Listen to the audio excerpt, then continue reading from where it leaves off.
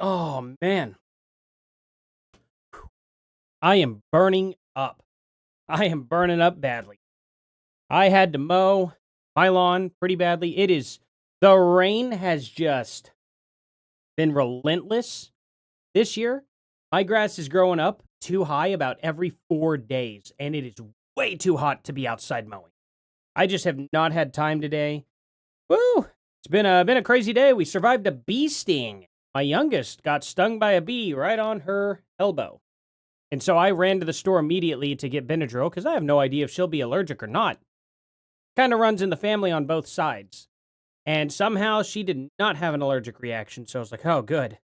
Man.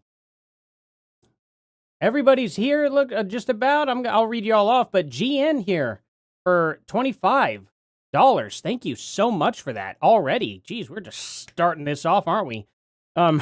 Keep pushing on preliminary hearing evidence.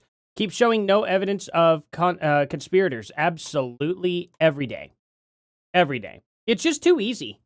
But Candace Owens' message, I believe, is evidence is fake and gay. So I'm going to have a hard time debunking that, right? You know, that just seems to be how it's going. You know? How do you tell people? How do you convince people who just think evidence is fake and gay? Really curious. How do you convince people? How do you get them outside of that? You know? It's kind of wild. I think Candace Owens managed to scoop up a good amount of right-wing people. It just brought them straight over to the left without them even realizing. It is scary. It's scary. Ooh. But thank you again so much for that, GN. I really appreciate it. All right, who do we have here? We got Velvet Lace. We got Texas Motherbird. We got Freya. We have Janae. We have Sky Cutie. We've got My Catitude. We've got David is it Mockletolf? Oh, wait. Mock-Tolf. Oh, my bad. I don't know why I read it like that. David Mock-Tolf. I'm not entirely sure where there's no capital letters in between there, so it's hard to, figure that one out. Lots of consonants. Anyway, we have, I Don't Know the Future. We've got Mackenzie. We've got Anna Howard. We've got Glowflow. Let's see. What else do we got? We have Vic Whale. Vic Wheel? Whale? Jump driving whale? Is that how you'd said? Think so. I'm going with that. Let's see. We have Jared Kuntzman. Good name. A man of the culture. Let's see here. We have Samurai. We've got Rabbit Scowl. Cherokee Chick. The Dent Sea Scrolls. Bren Then. Stargazer. Mario Dog. Normal. And Surfsers and Stargazer. All right, it's great to see you guys here today. Thank you all for being in here. Ooh, I have a feeling that this week's going to go a little crazier than normal. Candace right now is busy in a tiff with Andrew Colvett, so I think she's too busy to go onto her show at the moment. Don't know what's going on there at all. I don't even know if she's going live tonight. She just might not. I don't know. She may be taking a break. If not, we'll be going through a lot of this stuff, and yeah. Sounds like Mactolf. Oh, okay. That makes sense. Mactolf. Alrighty. Is it German? Or is that like I have a feeling that is Northern European. I don't know why. Watch me be completely wrong. It's from Southern America or something like that. South America. Or just in general America. American. An American name. Let's see. All names are American names if you're in America, though. Unless it's, well, I can't say that. Never mind. Yeah, if I say that out loud, I'll get in trouble. So, we got Candace Owens here and Andrew Colvett throwing some fisties at each other there. And we have Nikita Beer also. When did that happen? Huh. Oh, well. Explosive show today. Is that because she ate Taco Bell? Got a little bit of that disease going around there. We had Taco Bell the night all of that was announced. Not even kidding. It was about 2 hours after we ate it, and we were just like, oh, this is great. I was like, here we go. We're never eating fast food again. Oh, it is German. Ah. Alrighty. See, and I've never taken German before. I ended up taking Spanish. Don't remember a thing that I learned. Did y'all hear Baron say Erica and others were welfare queens? Oh, yeah. Yep. Covered that in the latest video. Wait, did it drop? Yeah, it dropped an hour ago. I don't even know how it did. I was like, I could not figure out, like, what to cover. I could not figure out what to cover, so, yeah, it did, like, I don't know, about 2,000 views. Oh, not bad, though. 1,600 an hour. That's not terrible. Oh, I thought it was going to do a lot worse than that. Well, you know what's funny? You know what's really funny about that stuff? It just drives me nuts. That Erica Kirk video I did, where it was like, oh, a Charlie Kirk family member actually came out and said, that Erica Kirk, or that Candace Owens was a soulless ghoul. I thought that was gonna rip. I was like, oh man, this is great. I was like, I haven't seen anyone really cover it from that angle because I think a lot of people missed it. And it was like, oh man, I'm gonna get the scoop on that one for the most part. I'm gonna get that right out there at Spearhead. It did worse than my first video. It did good. It did very good. Don't get me wrong. It's like at 12,000 views. But the other video I did that was like, it went up to like 18,000. And I'm just like, how? Like, how? I'm like, YouTube never, for some reason, I can put out a video that I feel is just not good. It'll just do great. I'll put out videos that I really am like, this is it. And it does nothing. And I'm like, how does that even happen? So I'm trying to figure that out and capture that little bit of lightning in a bottle. You know what I mean? You guys could help me out too. What makes you click on my videos, really? Like, what do you guys see that goes, oh, I gotta watch this? And if you see a video of mine pop up, what makes you go, not really interested?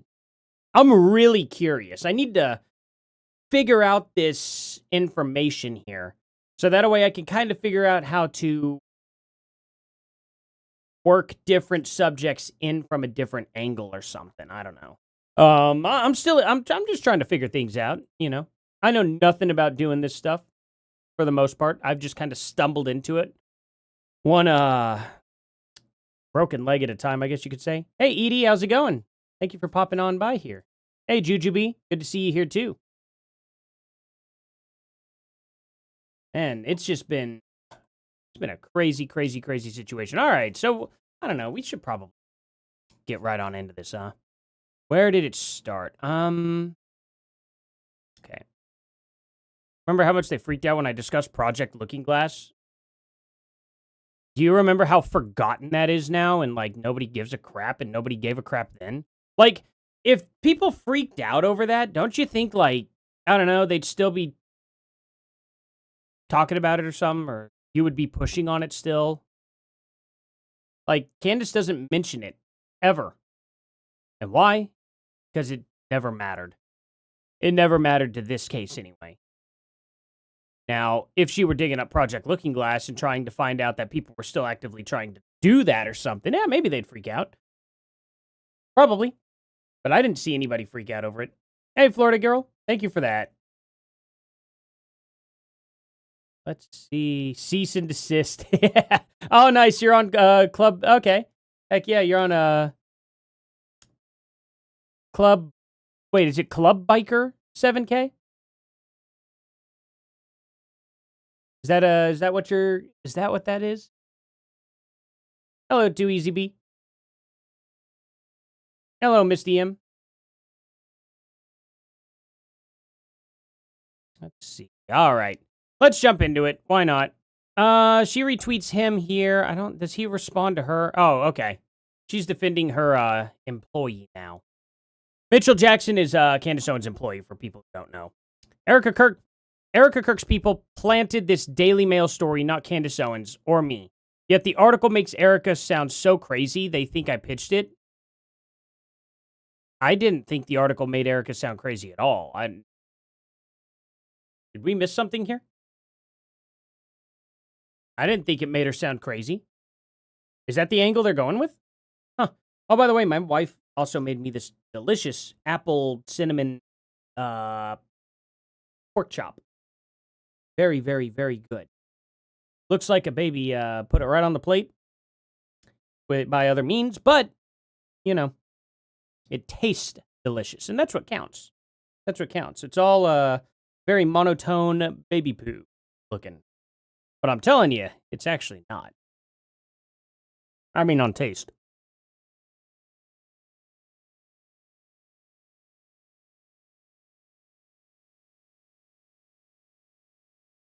Ooh.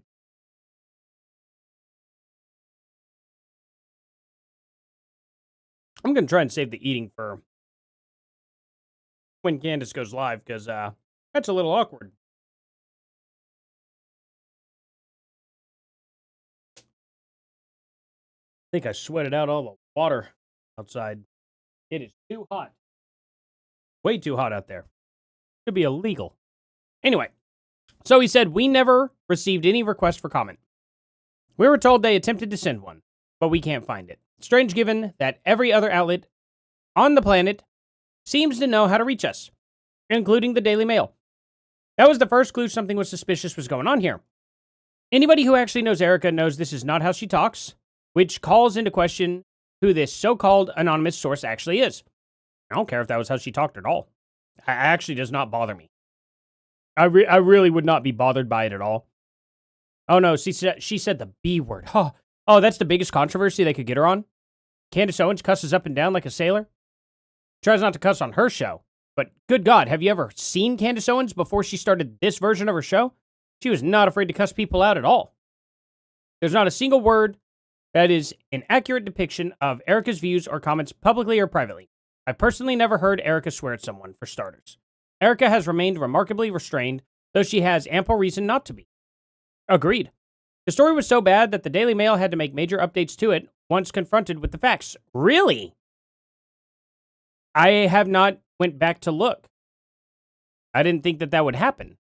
Including retracting their claim that their source was a member of the Kirk family. Oh, that's a bummer. Well, I was hoping that a Charlie Kirk family member came out and called Candace Owens a ghoul. That's a bummer. I'm sad. I'm deeply saddened. But, you know what? I'm sure they think that, maybe. I'm sure they think Candace Owens sucks. I mean, they're dragging her son. They're dragging her son through the mud. Charlie Kirk's mom? I couldn't imagine being in her position right now. Watching Candace Owens just absolutely destroy everything Charlie Kirk built. She watched her son build. You know what I mean? She watched her son build an empire. And Candace Owens is sitting here just... I don't even know what she's not even trying to pee the fire out. You know what I mean? Just crazy. I just wonder, I wonder about Charlie's parents. You know, kind of just wonder how they're doing in general. I imagine not great. I imagine very much not great, but, you know, hope they're doing as good as they possibly can be. And, I just wonder what they think about Candace Owens in general. I don't think I'd ever ask them. I'd never go out of my way to bother them. But you can't help but wonder. You know, like, I have to wonder. Do they think Candace Owens is doing the right thing, or do they think that she's just absolutely crazy? And I feel like if they were on Candace Owens' side, they would be very loud. I feel like if they were on Erica Kirk's side, they'd be very quiet. Just my guess, you know what I mean? But could be wrong. That's an especially egregious correction to have to make for a tabloid. Unfortunate to see the Daily Mail doing the bidding of Candace Owens, who of course used it as rage bait on her show because she has no actual evidence to discuss as she continues her very lucrative quote-unquote investigation. Maybe she's the anonymous source? Question mark. Now, this person here, he ended up posting, let's see. Oh, yeah, yeah. I guess it's literally this person's job description to pitch articles to journalist publications that make your client look better because she's an evil demon. Think so. He is her publicist. I guess he publishes all of Candace Owens' articles and stuff. I didn't know. I thought she meant his her book publicist. But interesting. I think he has, before we get started into this, here we go. Hi, Mitchell. This is Steve Helling, a senior writer at the Daily Mail. I hope you are well. We're doing a story on Erica Kirk that ends up discussing your client, specifically we people close to Miss Erica Kirk, who allege that she is furious at Miss Owens for many of the comments she made since Charlie Kirk's shooting. We touched upon the Bride of Charlie segments and a few things your client has publicly said, but the crux of the story is Miss Kirk's reaction and the fact that she's angry at your client. Interesting. I want to check to see if you have anything to add on Miss Owens' behalf or any... wait. What'd she zoom into this for? Why? We get it. She's angry about it. Okay. Did she say the B word? This is what's funny. They reached out to Candace Owens for comment to add to the article. Notice that Candace Owens' comments aren't in the article? It's kind of interesting, isn't it? Why didn't she comment on it? Or was her comment what Erica Kirk said about her? Did she call Daily Mail and go, well, family member told me that she called me a B word or something like that? And then Daily Mail spin it. Now, the Daily Mail apparently had to retract it, and I wonder if they did here. 3 minutes ago, 7 minutes ago. Let's see. 26. Let's see what we have here. 1 hour ago. I don't see anything. I wonder if I could just do this. Daily Mail. Hey. Out of... Did you have to issue corrections in the Erica Kirk article? Why? Oh, wait. If so, why? I wonder if we can get them to respond. You think we can get them to respond? We'll keep an eye out for it. Why not? Why not? Anyway, let's go back to Candace Owens here. So, she says, in response to this, that we've never received... Wait. Okay, yeah. That we've never received a comment. She said, if this is true, and I highly doubt it is, given the striking similarity to the piece that was being written and spearheaded by Erica's family friend Tracy Martin for U.S. Magazine, then you should demand a public response and retraction from the Daily Mail. I'm happy to post when we found out about the piece last minute, as is typical for hit pieces, because as usual, I have nothing to hide. Stand by it, Daily Mail. Okay, well, we'll see. Here you go, Andrew Colvett. Please keep us updated on this. We received notice hours before the piece went out seeking comment if the Daily Mail is employing senior reporters who are tasked with making up stories out of the whole cloth, complete with direct quotations from Erica, Kirk's family, and friends. Then they should be made to issue a full retraction apology and all reporters associated with the piece and should lose their jobs. Again, I suspect that is not the case and that they indeed spoke with someone close to Erica, but I'm happy to be proven wrong. Okay. Well, let's see where that goes, I guess. Let's see what Daily Wire says. Daily Wire. Man, Daily Mail. Can people stop using Daily and all that stuff for their newspapers now? Come up with cool names like, I don't know, the Wild Gooses or something. There you go. Take that as a publication. Come up, I don't know. It's just so many dailies, so many different pluses at the end of everybody's thing now too. Remember when that was a thing, when every single person was adding a plus to the end of their names now for memberships and whatnot? That was a cringy situation, I think. I skipped a text by Candace saying she doubts the Daily Mail article is true. and sounds too much like Tracy Martin. Well, I wonder why Tracy Martin would actually do that. Where did I skip that at? Where's that at? How did I miss it? Oh, she said, if this is true, and I highly doubt it is. Is that what you're talking about? Given its striking similarity to the piece that was being written. Oh, okay. So that's what you mean. Oh, I see. Yeah. Yeah, I guess that's true. That is true. She is saying that she doubts it's true. I don't know. I don't know how to feel about this situation at all. I just wonder who the Daily Mail is working with and why in the world they would put this out. It's kind of odd because someone could have went rogue somewhere. Just wonder on which side of the which side of the aisle. You should start a news blog, Arlie, and call it the Daily Day. Yeah, I could do that. Man, that'd be a good thing. Or the Daily Artie. That'd be so stupid. People would have to click it. There'd be no way. They'd be like, how could it be this dumb? Got to give it at least one click. See how they got to this point. I don't know. So weird. Let's see. What do we got? Sorry, guys. I am exhausted today. So, she says, let's see. Okay, she responds to that. He doesn't respond to her because who cares? So he says, Mitchell, no one cares if you responded to a request for comment. That proves nothing. We did not receive one, which is odd given the Daily Mail knows how to get a hold of us. Okay, so here we go. And Candace says, this is the exactly the expression, they cry out in pain as they strike you, on my show yesterday. That's you, Candace. That's you. I literally used this phrase on you like 2 days ago. You do watch my show. Every time I pull you up, there's hints every time that Candace Owens watches my show and then uses my words against other people. I have no doubt that that's what's happening at this point. I've seen it happen so many times. I just said this in like 2 or 3 videos ago or something like that. That she strikes out in pain as they hit you. Or they cry out in pain as they strike you or whatever. That's wild. Whatever. Anyway, on my show yesterday, I noted that my best guess was that Tracy Martin, Erica's BFF, was behind the article.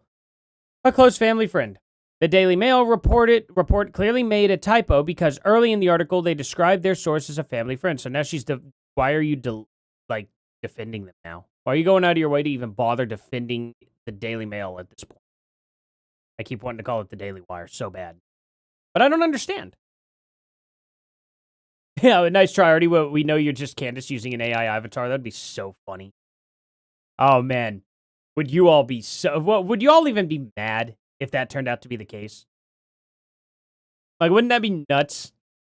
Just pull the mask off. It's just Candace. I got a surprise for you guys this Saturday about Candace Owens. I think I'm going to do a casual stream on Saturdays because I need a little time to relax. You know what I mean? But I also don't want to necessarily take a break here. So I'm thinking we're going to play some Final Fantasy XIV with my buddy on Saturdays, and I'll do a live stream here. But the character I'm going to make in Final Fantasy XIV is going to be Candace Owens. I'm going to make a whole Candace Owens. We're going to customize this character out to be Candace Owens.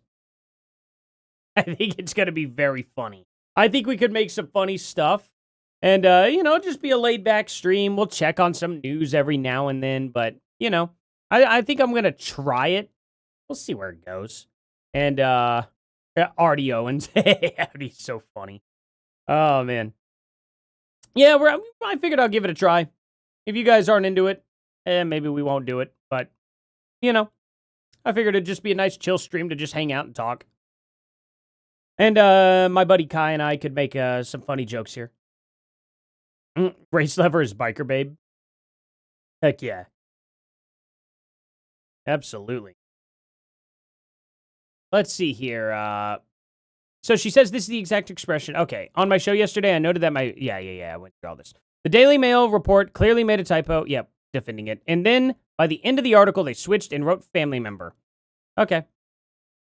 Now, Andrew Colvett is claiming this is evidence that I planted the article. Because they fixed the typo. The Daily Mail literally hates me. Candace, everybody seems to hate you. seems. It's never a surprise when you use a phrase like that. Try to find a single article in the mail that is favorable to me. To the contrary, they always do Erica's dirty work, painting her a victim. It's clear that because of the backlash to this article, I've seen Daily Mail post, things about Erica Kirk, I'm pretty sure. Was it Daily Mail? That's the one where their articles just keep scrolling infinitely if they link them, right? I'm pretty sure. If that's the case, I've seen them trash Erica in the past. But maybe I'm wrong. Maybe it's a different article. I don't really read articles much. I don't like to go out of my way to read articles that are usually just a bunch of propaganda garbage these days. Or a bunch of fan fiction. Half the articles I'll go through, halfway through it, I'll be like, oh, this is fake. That's great. No sources. Awesome. Anonymous source here, anonymous source there. Almost every single time. Andrew is now psychotically claiming that I planted the article so I could respond to it. Note, the Daily Mail has not retracted the article, so if it's untrue as Andrew claims, the direct quotes are fictionalized, then TPUSA has the clearest example of defamation I've ever seen. Go for it, Andrew. I'm publicly saying I will support you on this quest. I don't play dirty PR games, never have. I will state again that I believe the source on this was Tracy Martin because it echoed the tone of the quotes she gave to US Magazine. Yeah. I have no idea who could have done this, how it could have happened. Absolutely no idea. So, riddle me this, Candace. We all know that you do when an article is coming out you don't like. You publish the emails, you attack the reporter, and throw a fit on social media. Why didn't you just do that this time? Is it because you were in on the plan, just asking questions? That is a good point. A lot of the time when an article comes out as a hit piece, she starts going crazy. So, I don't know. There we go. Oh, wait. This is a really funny response. I did throw a fit on it. I did start throwing out their emails and stuff. That's pretty much what she says here. I just found that to be a really funny response. And also, please stop the just asking questions cringe. Oh, gosh. Don't do that. That's so dumb. That's like schoolgirl going, let me tell you. Or whatever the crap they're going to say, you know what I mean? It's so dumb. You're cornered here. I don't think he's cornered. If you are stating that the journalist is fictionalizing quotes from Erica's family friends, then you should get legal involved. This is an easy retraction to achieve. Quite literally, the reporter would lose his job. Are you working on that? All right. Well, here we go. 55 seconds ago, guys. Today on the show, we dive into the history of the Mormon Mafia. Oh, God, this is going to be a really boring episode for that time. That's going to suck. And the Zionist Mafia. Great. All right, we're going to get a stupid history lesson of things that happened back in the 30s that somehow apply to today. After backlash to the Daily Mail hit piece from Erica's family friend, Andrew Colvett accuses me of secretly working with the journalist to call myself a soulless ghoul. Yes, I'm serious. Is everybody okay? Join us live. Please don't tell me that you had nothing today and that this is the larger half of the video. If so, you truly do not have evidence. You really don't. That's a great way to just fluff your show. That's what she's doing. She's fluffing her show. Oh, man.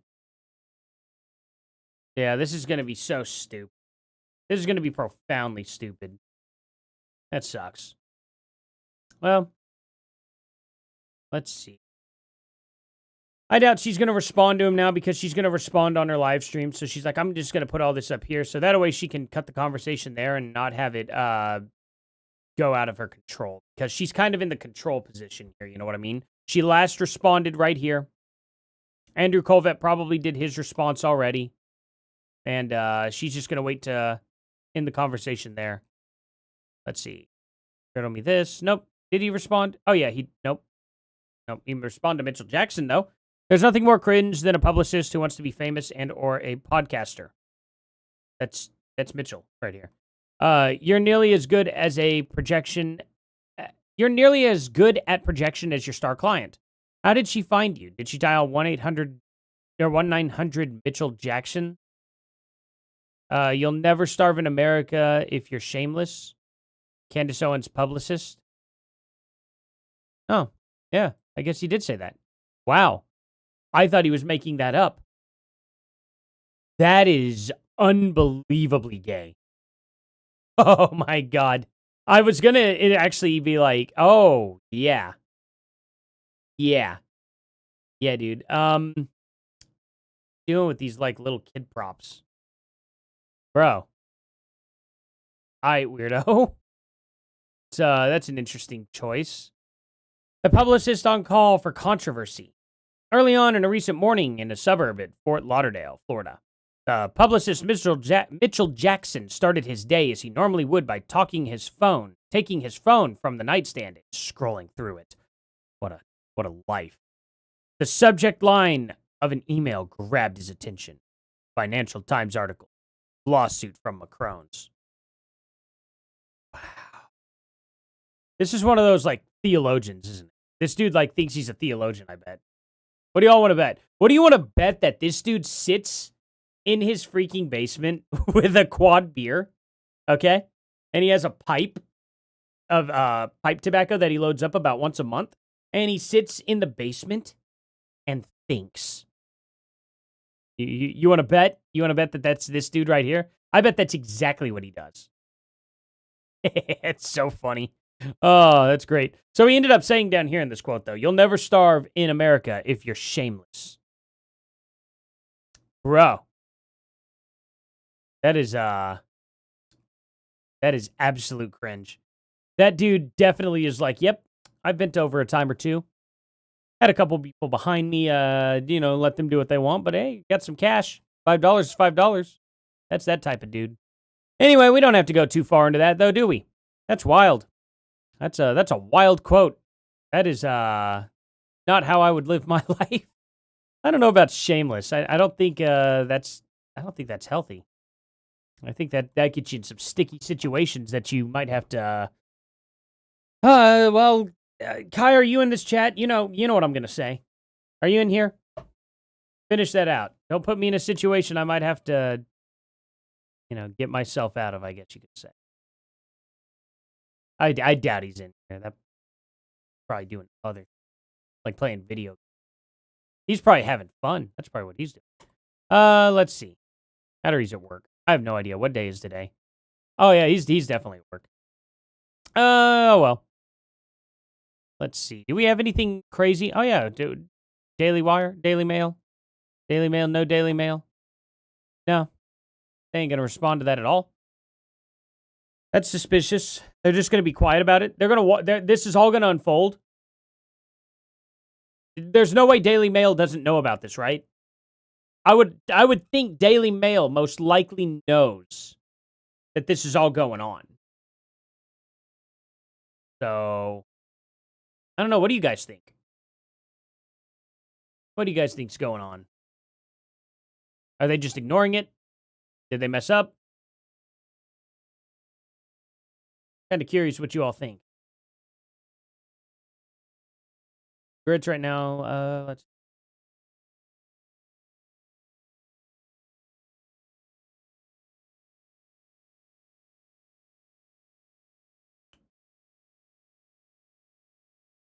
Oh. What else we got going on? Do we have anybody else making crazy comments or anything? Let's see what's going on in the news. Charlie Kirk, Navy SEAL, Kirk. Record heat waves push U.S. summer utility bills to new highs. Yeah. Especially in my stupid corrupt town. Oh, man. You know what? This is going on still. I love this so much.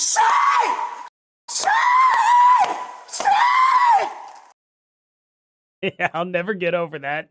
That's so great. That cop, do y'all know what this cop just said?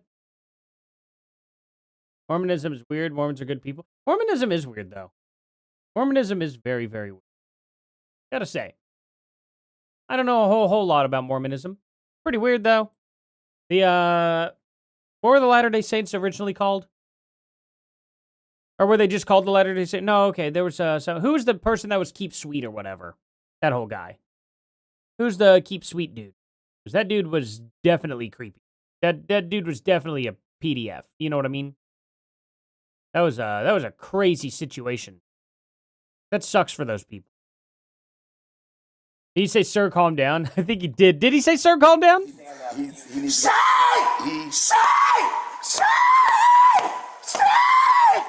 Stop misgendering me! What's the problem? It's just amazing. It's so funny. Oh, man. You heard Rubio call the Tate scum? No way. Wait, hold on. Scum. Let's see if it comes up. Let's see. Here we go. Breaking. Marco Rubio thinks Andrew Tate is scum. Axios says the source told him.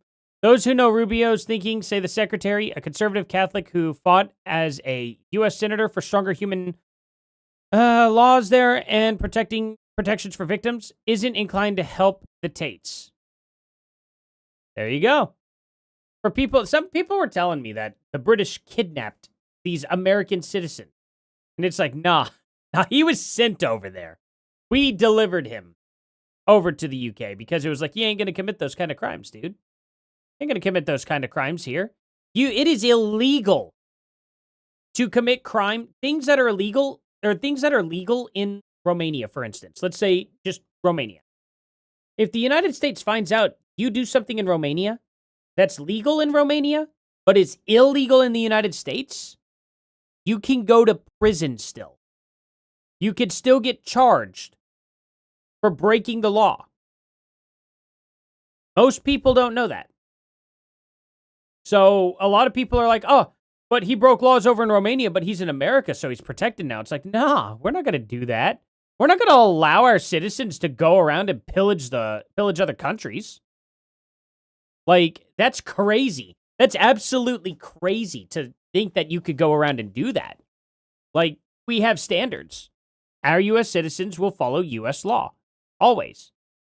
And we're not going to let you go to other countries and break their laws either. But you're not going to break United States laws in other countries because we have morals. We're like, no, you can't do this. We'll punish you. So don't get caught doing something illegal in another country, or it's legal in another country that's illegal in the United States. The UK finally charged Muslims with, oh yeah, kind of. But they're starting to. I think they know if they don't start doing something, heads are going to roll before too long. UK's getting a lot more fired up than we are about this. But yeah, good riddance to Tate. I don't care. There's a video that I shared. I think it got taken down or something, but of Tate just absolutely beating the tar out of someone. And yeah, it's wild. Pretty crazy situation to see. We gonna get this going here, Candace? 13 more minutes? Ah, crap. Okay. Is there no video of it, though? Great. Glad to see dudes peeing on a... What are they peeing on? There's a new disturbing social media trend of BLM activists posting edited images of themselves urinating on Austin's grave. Ah. Yeah, that's not okay. I didn't know about that. Crazy. But that is very funny. Very, very funny. Eric Goss for the $10 here. That comment about Andrew doesn't surprise me. I've seen on saying the U.S. should rescue Johnny Somali from Korea. Oh, you've seen people on there saying that, essentially. Yeah. It doesn't surprise me either. I've seen people say that too, but he's going over there and breaking laws in Korea's country. What do you think's gonna? You think we're just gonna, I don't know, send our citizens over there to break their laws? Like they're gonna stop trading with us. They're gonna start punishing us for that kind of stuff. Like in the market, you know, they're gonna be like, hey, here's our crime statistics. All the Americans we allowed to come over here did all this damage. United States pay for it. And if we didn't pay for it, that would ruin relations. Like, we can't just do that. That's not a nice thing to do. We wouldn't be good to our neighbors that way. We have our country. If we want them to respect our country's laws, because when they have immigrants come over here, we want them to follow our laws, we need to be following their laws in return. It's only fair. You can't just go over there and be like, I'm American, I can do whatever I want. And then punish the people coming over here that are, you know, pillaging us. If we don't want them pillaging us, we can't be pillaging them. Now, doing it back to them, if they were doing it to us first, that's fair game. That's fair game, I'm just saying. But, obviously, I haven't had a problem in this country at all with South Koreans. I don't think anybody has, have they? I've never heard of any stories. I'm sure there's some. Don't get me wrong. Obviously, bad people exist everywhere, but I haven't seen any issues with a Korean issue, in this country. So, I think it's only fair that Johnny Somali stays in a jail cell for a little while. Although, for some reason, South Korea doesn't really want to keep him that much. I'm thinking he's not going to do much time. And they're going to send him back over here. So, it's kind of wild. But yeah, that guy's a psychopath. He could stay in jail for a long time for all I care. Here's obscure moderator here. Like I said before, Mitchell Jackson is scum of the earth. He's chaotic, divulsive, rage-baiting scumbag. He cashes in by causing controversy. In turn, his clients are placed in the spotlight. He is, and he represents the most despicable people. He is a pathetic excuse of a man, in my personal opinion. Yeah, and I don't know. Probably. Something like that. But yeah, scum. Lots of scum. What else do we got here today, guys? Because my algorithm is garbage in X. It just wants to feed me Candace Owens stuff only. So if I try to look at anything else, really, it's just like, Candace, Candace, Candace. It's hot outside, Candace. It's not really Candace at the bottom, but that, yeah, there's not, unless this is just how dead the news is. Because these two things could be replaced with anything else, and instead it's a 2-year-old video that I covered a couple days ago, too, because it's coming back. But, record heat waves. The weather. So, yeah. I don't know. I guess it's just garbage today. Anything trending here? The Galaxy Z series. What's the Z series? Just foldables? Do I get a new trifold here? What's the fat one? Is it just like the same? Oh, it's the same size, but shorter. For the most part. So it's like okay. Huh. I have the Fold 5. Here's so you got the Flip 8, the Fold 8, and the Fold 8 Ultra. Don't tell me that the Fold 8 Ultra, though, is going to be the standard fold. Or is the Fold 8 Ultra going to be the smaller one? That's weird. Oh, man. I'm going to have to figure out why this one here, this little pocketbook version. Unless it's wider than this one? I have no idea. That's odd. But I do know one thing. I want the Trifold 2. I think I'm going to hold out for that, maybe. The Trifold 2 is going to be a lot better. Let's see. So this is the Flip 5? Interesting. Thought this was the Fold 8 Ultra, Fold 8, Flip 8. Oh, okay, yeah, Flip 8. Huh. I didn't know they were already at the 8 with that. I thought the Fold was, or the Flip was a lot newer than the Fold. I guess they came out at the same time? Okay. That was odd. Yep, all right. Anyway, Pinky Herman. Anybody know who that is? Pinky Herman? I am very confused what I'm looking at. I have no idea what I'm looking at here, guys. I wonder if Pee Wee German had the idea to call John Ossoff Pee Wee Herman, then Trump botched it and said Pinky Herman. We need to ask Four Seasons Landscaping. 2026 is a trip in America. I don't know what's going on. Wait a minute. John Ossoff and the and yet your terrible senator, John Ossoff, he's terrible. And the Democrats in Congress are voting with the communists every single time. They're afraid of the communists. You look at it. Now, I fought Ossoff before, as you know, and we won. We had a great success against this guy. He reminds me of Pinky Herman. Did you ever see Pinky Herman?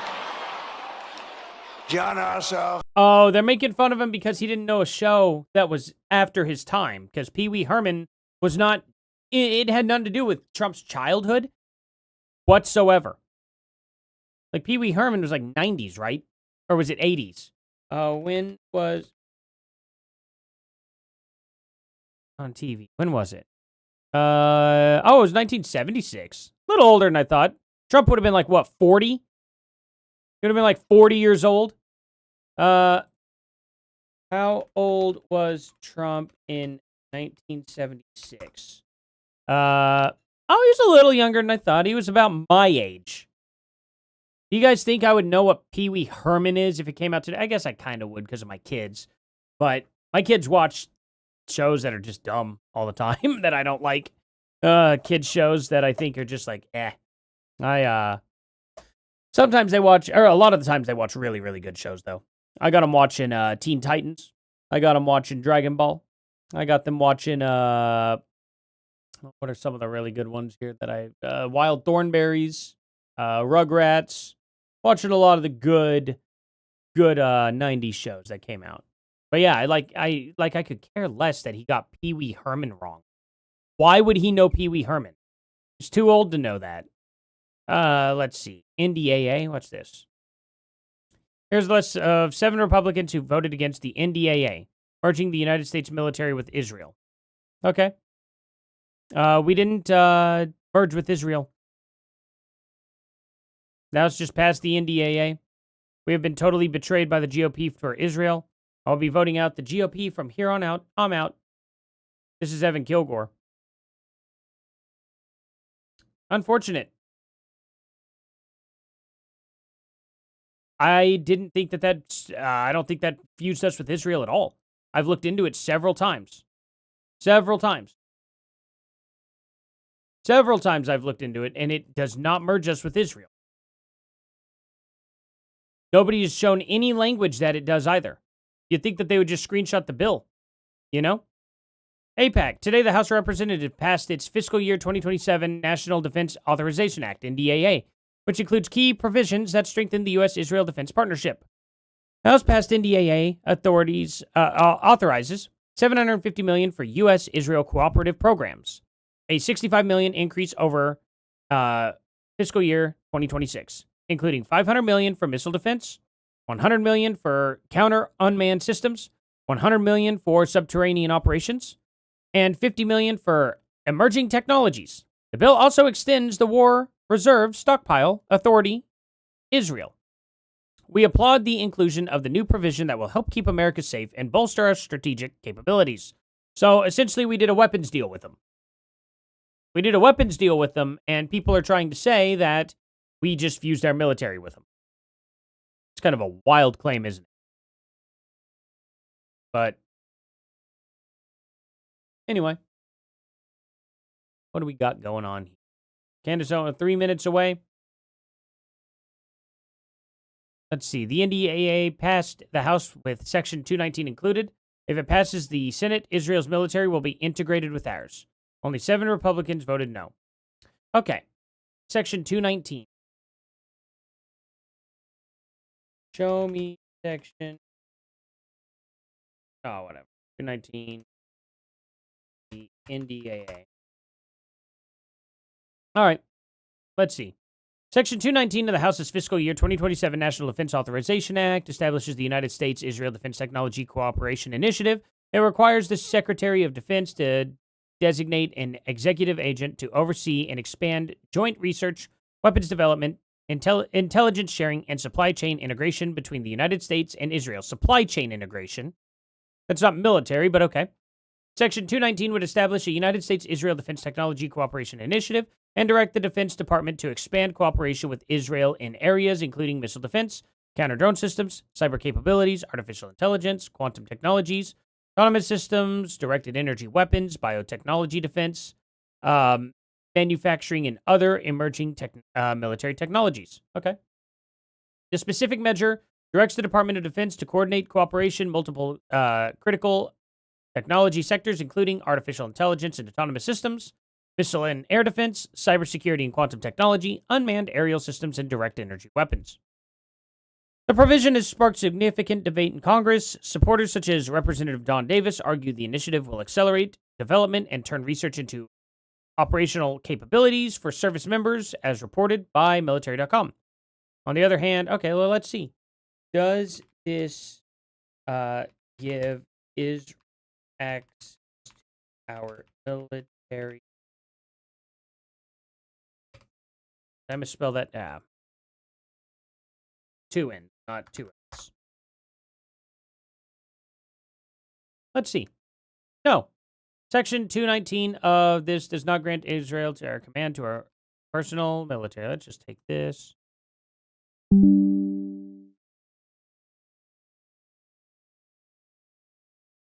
Just crazy.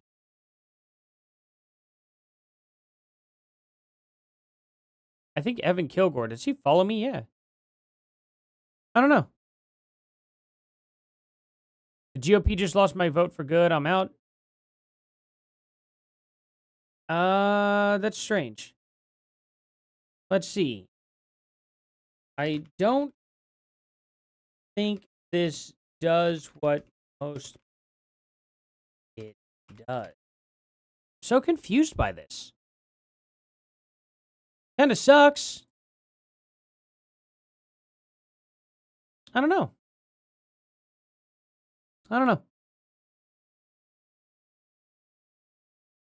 Very interesting for sure. What do you guys think about this situation? Are we fusing with Israel? Are we doing a little bit of some of that? Does anybody get that at all with Israel? You know, huh? No. I need more mods. Oh, what's going on? Are people making threats anywhere or something? Like, hold on. You're not adding to this chat in a positive way, please. Oh wait, what's going on here? What are we doing? Y'all accusing me of being a Candace bot. I never watched Candace until 2 days ago. Wait a minute. Hold on. What is this?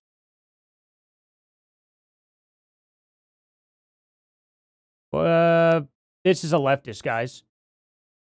Hold on.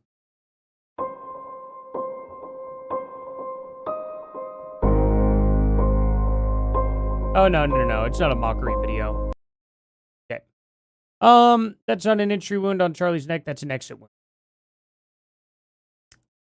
We already have the behind the head video, Bryn. Let's see.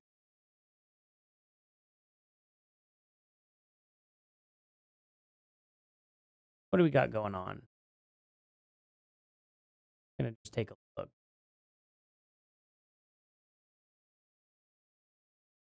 Let's see. I've uploaded the proof already where the shot came from. The actual weapon was inside the tent and removed within 3 minutes by the guy that stood on the chair.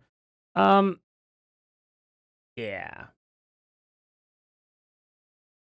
Hey, let's just not spam the chat with a bunch of caps lock stuff like that. You know, we don't like. We already have the behind the head footage. I just want to go ahead and let you know that we already have the behind the head footage. So we could see that there was no exit wound whatsoever, no entry wound, you know?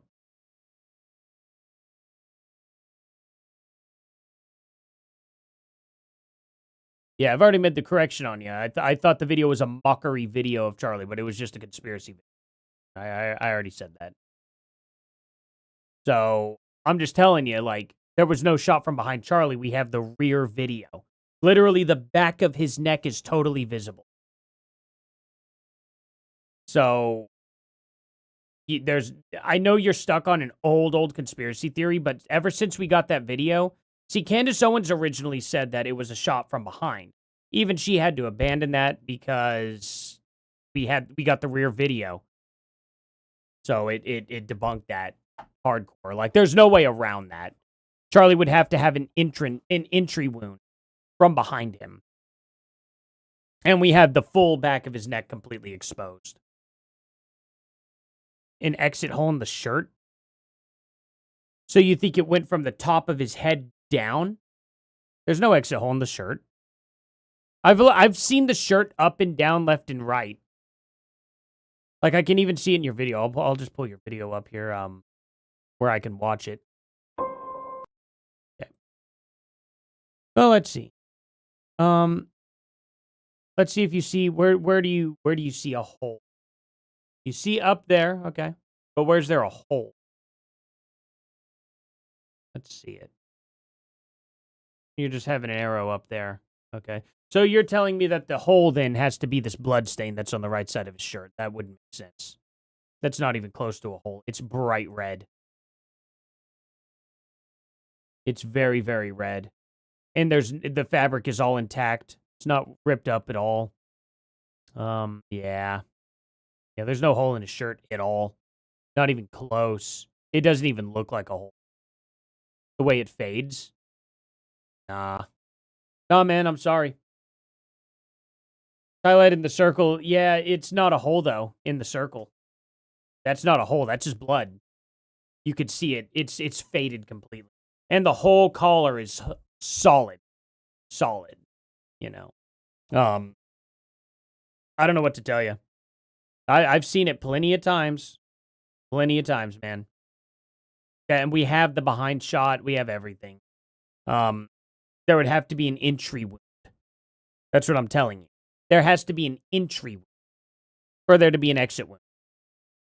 And his behind head is 100% visible now. Okay. To have an exit, you have to have an entry wound. We have the behind the head full video. Have you seen that video? The camera, it's like up way behind Charlie. You could see his neck, you could see his head and everything. That's what I'm trying to tell you. So for that to be an exit wound, there has to be an entry wound. Because how could it exit? See what I mean? So what I'm trying to tell you is we have the footage from behind him that's purely visible. I'll pull it up. I'll pull it up here. You probably haven't seen it yet, is all.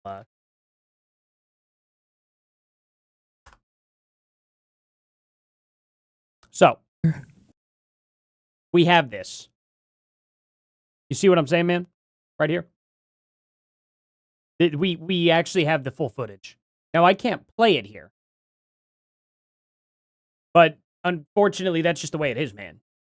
Like, I would have given that to some credit. You know, I would have entertained this conspiracy theory to a small degree if we didn't get this footage. I would always say it's possible that maybe something came out. It's not likely because, well, if that did come out, that bullet would have had to have come somewhere. And think about this, too. Every one of these people are close enough to be able to tell whether that would be an exit wound or not. See what I mean?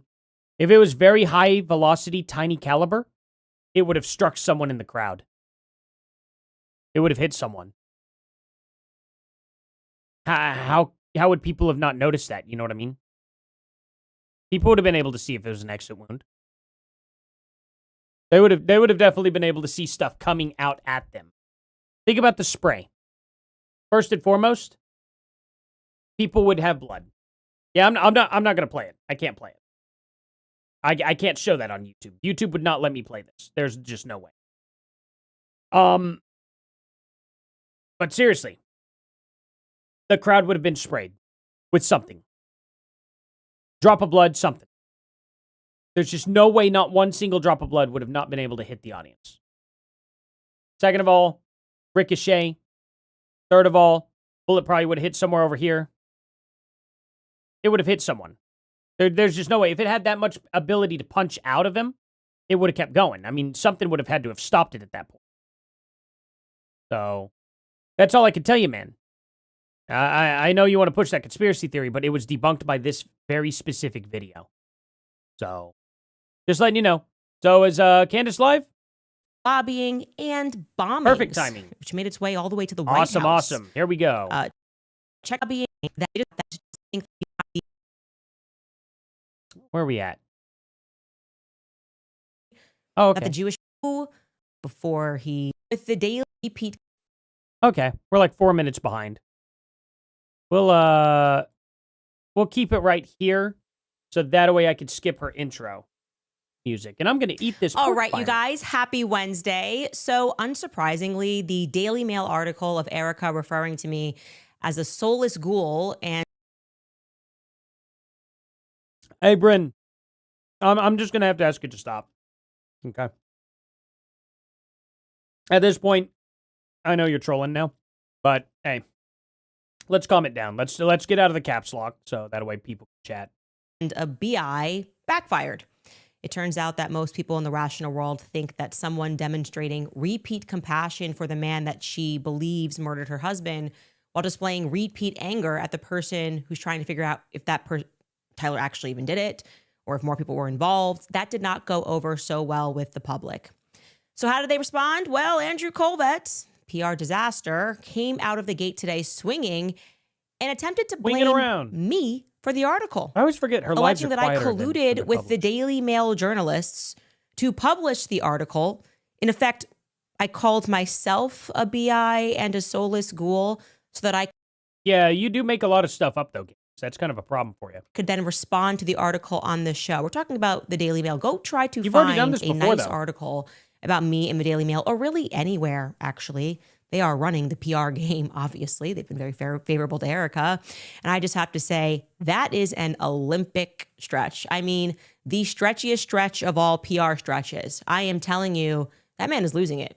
Andrew Colvett has officially lost it. That this is going to backfire so badly to pretend that the article was fictionalized, because heads would have to roll. People would have to be fired. They'd be forced to issue a retraction. And you think people like that would be capable of just ending Charlie Kirk and convincing an entire court and everything to just go along with it? But he's just so dumb, right? Crazy. So before we get into what he attempted to claim, geniusly dumb. Before he was, of course, met with a community note on X, we I guess first I need don't got to a choice. dive back into where we left off on Monday, the term Mormon Mafia. Who and what does that refer to specifically? Today is an episode where you have to take out your notebooks, students, because it is a lot to learn, but it is very important and absolutely fascinating. Welcome back to Candace. I want to play that. There we go. There we go. I had no choice but to ban the guy. I don't know. Wouldn't listen. Wouldn't stop with the whole all caps and just paragraphs. It's like, come on. Like, I asked you like multiple times. You're just going to disrespect me. Bye. All right. So the Mormon Mafia, who among you has even heard of that term? So I gave you the context of my having first heard the term from Courtney Love, of all people. And I genuinely had no idea what she was talking about, what she was referring. You know, Courtney Love is like a Black Widow, right? It's really funny. Didn't she like, I don't know, kill one of the most famous people on the planet at that time or something? Really funny. Really, really funny. All right, let's hear what you have to say about Courtney Love. Referring to, we were talking about Hollywood, and she was then telling me everyone talks about the Zionists, but you have to understand the relationship between the Zionists and the Mormons, controlling everything in Hollywood and music and publishing rights. I was totally confused. I will be clear, however, that in my personal experience, I very much believe there is a Zionist mafia operating, because there always has been one. I think Michael Jackson alluded to that before his death. Kanye West alluded to that after his gym trainer, Harley Pasternak, threatened to drug him and take his children away. Oh, but now he's What just... kind of gym trainer writes that kind of stuff? And I have to tell you guys, Yeah, and this is what kind of gym rider would, Candace? Like, I don't know. All that stuff's weird. not even a joke. One of the reasons, But you're going to trust among many, someone that I who was fired killed from the Daily Kurt Wire, Cobain. a specific reason that they listed was I suggested that there could be a Jewish mafia in Hollywood in my coverage of Michael Jackson's death.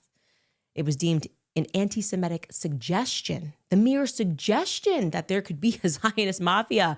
But actually, it's kind of a simple fact of history that the Jewish mafia started Hollywood. I mean, we covered various aspects of that in our reading of Hollywood Babylon in our book club. But beyond that, Irgun, the underground Jewish terrorist organization that were operating in Palestine, ruthlessly murdering people to ensure that Israel became a nation. They just believed violence was the means to get what they wanted. And when I say murdering people, I don't want you to think that I'm just referring to Palestinians. I mean British people, whoever and whatever was in their way. They were behind the infamous King David hotel bombing. They loved to use bombs in Jerusalem, in 1946. To be clear, the hotel at that time was operating as the British. Did Candace Owens just skip? What just happened there? the infamous King David hotel bombing. They loved to use bombs in Jerusalem in 1946. To be clear, the hotel at that time was... How did she say in Jerusalem and then in Jerusalem twice and then it didn't happen again? What was that? They were behind the infamous King David hotel bombing. They loved to use bombs in Jerusalem in 1946. To be clear, the hotel... That was weird. How did that happen? That happened like twice. And then, I don't know, I guess that was a YouTube thing. at that time was operating as the British military headquarters. I thought it was Candace Owens at first. They just bombed it, killing 91 people in one go in 1946. And yes, that gang came to America and manifested here. The Zionist gang became known as the Stern Gang. And they kept up political lobbying and bombings, what do we call them? which made its way all the way to the White House.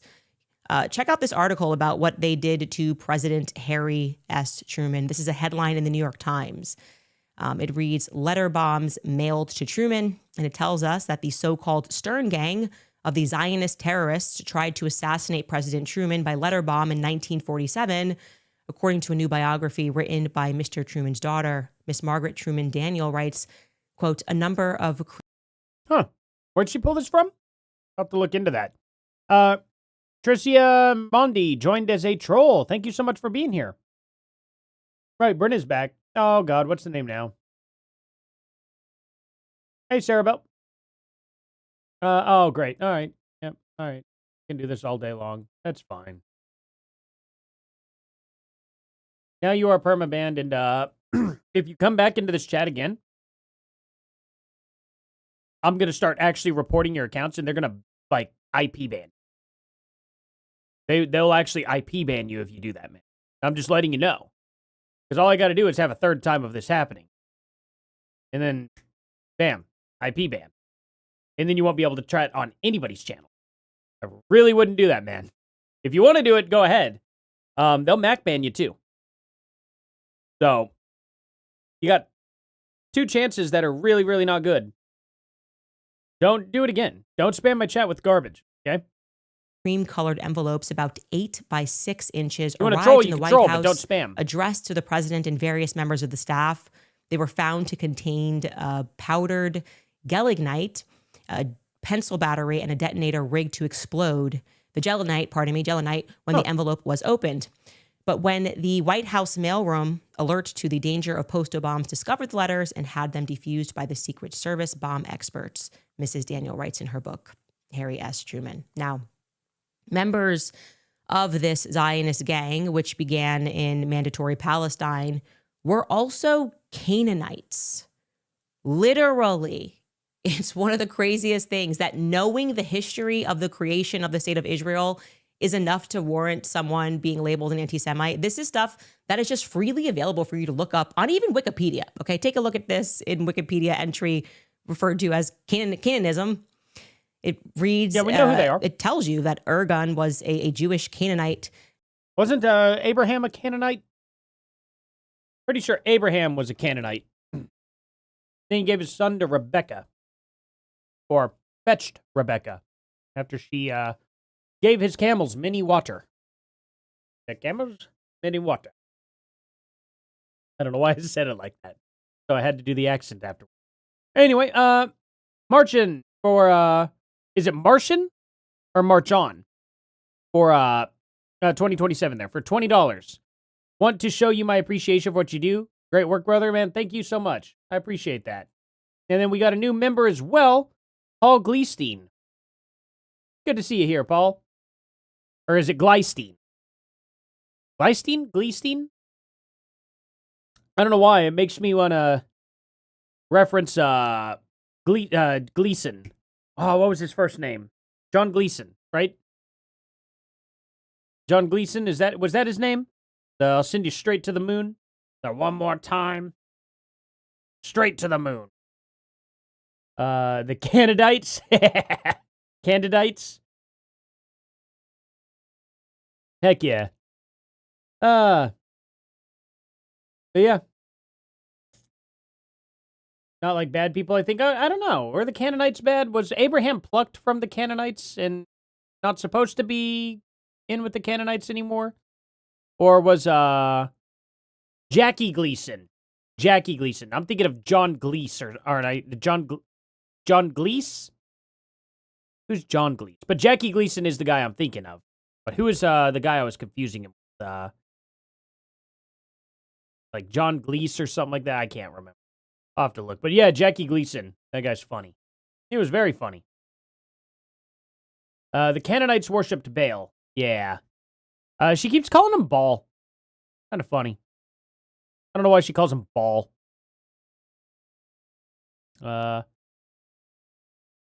Ooh, I'm sorry to hear you're sick to your stomach, Mackenzie. I hope you get well soon.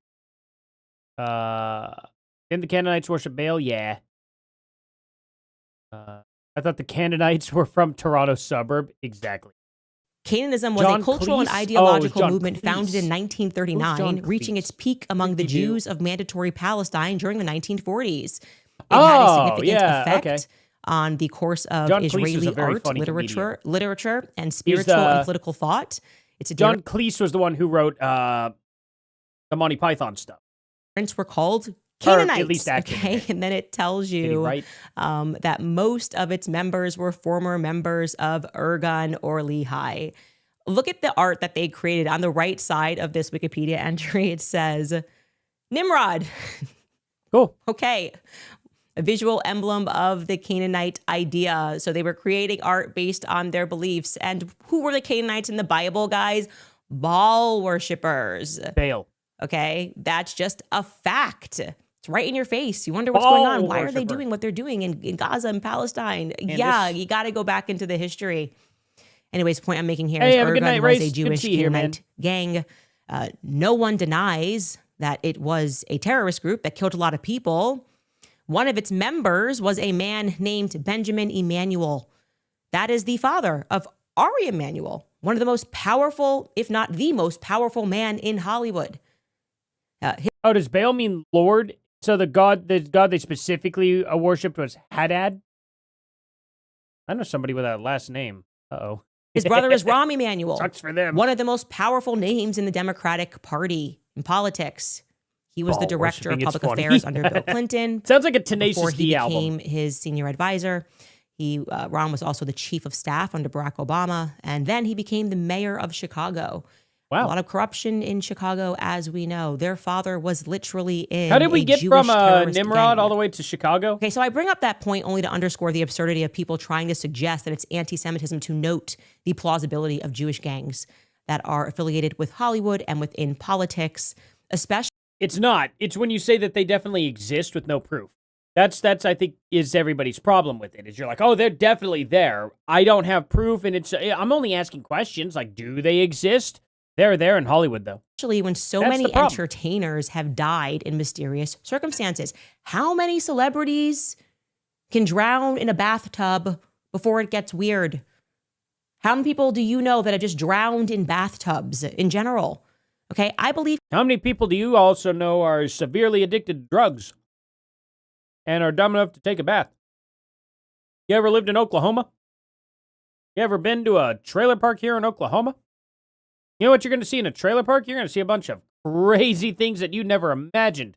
I mean, come on, you're in Kentucky. I'm sure you got a few trailer parks where people are kind of banging some crystal. You know what I mean? Pretty sure, pretty confident that she could find her way to a trailer park to a bunch of people doing something crazy like that. You know what I mean? Just it's a wild, wild, wild take to say that. Oh well, so why are celebrities just drowning? Well, because they like crack.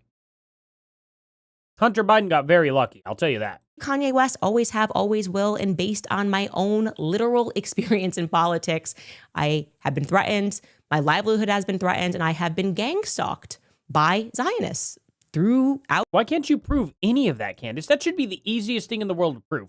If I had a bunch of Jewish gangs stalking me, and I was able to see that they were stalking me, I could show video of it.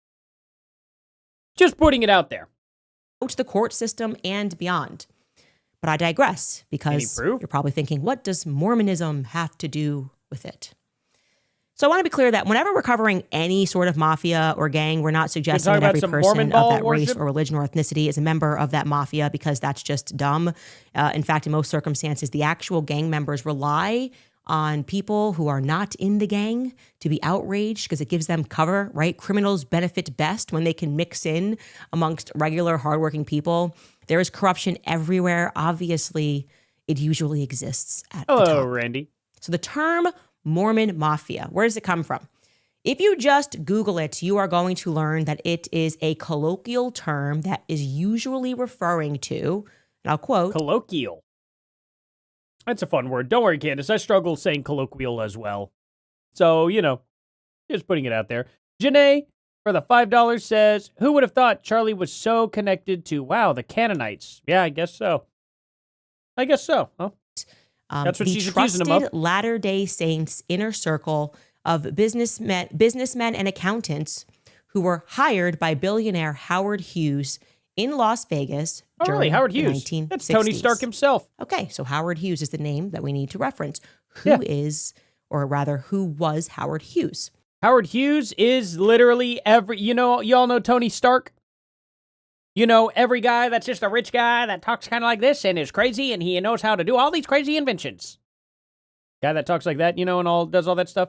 You can find him in even like Legend of Korra. He's like, every character based on Howard Hughes. Iron Man, Robert House from Fallout, New Vegas, Jonas Cord in the Carpetbaggers, most notably Tony Stark. He's the Playboy inventor architect type, pretty much. Roy Virgil, Astro City. Let's see. Cora. He is Icknick? Is that his name? I remember him. Yeah, Varick. Icknick, Blackstone, Varick, or something like that. Directly based on Howard Hughes. I mean, just directly. He's got the whole, charisma and everything about him. He invents things, there's that. What other show is he in? Name me 20 shows. Let's see. Another way we can do Howard Stark. Obviously, his dad's based on him. Mr. House from New Vegas. Andrew Ryan from BioShock. Willard White from James Bond. Diamonds Are Forever. Jonas Cord, the Carpetbaggers. Astronaut from Astro City. Barrick, Legend of Korra. Mr. Burns from The Simpsons. Bruce Wayne, Batman. Mel Donalbin, the Cat. Godzilla. Harold Howard in Captain America. But we already went over that, okay. Howard Hughes, Tailspin, Barely Alive. The Paper Pelican creators, Phineas and Ferb. Oliver Queen, Green Arrow from DC Comics. DC uses him a lot. Lex Luthor. Professor Charles Xavier from Marvel. Starling Archer from Archer. Walter White from Breaking Bad. That's a stretch. Not exactly Howard Hughes, no. But anyway, let's go on with it. Howard Robert Hughes Jr. was one of the richest and most influential people in the world throughout his lifetime.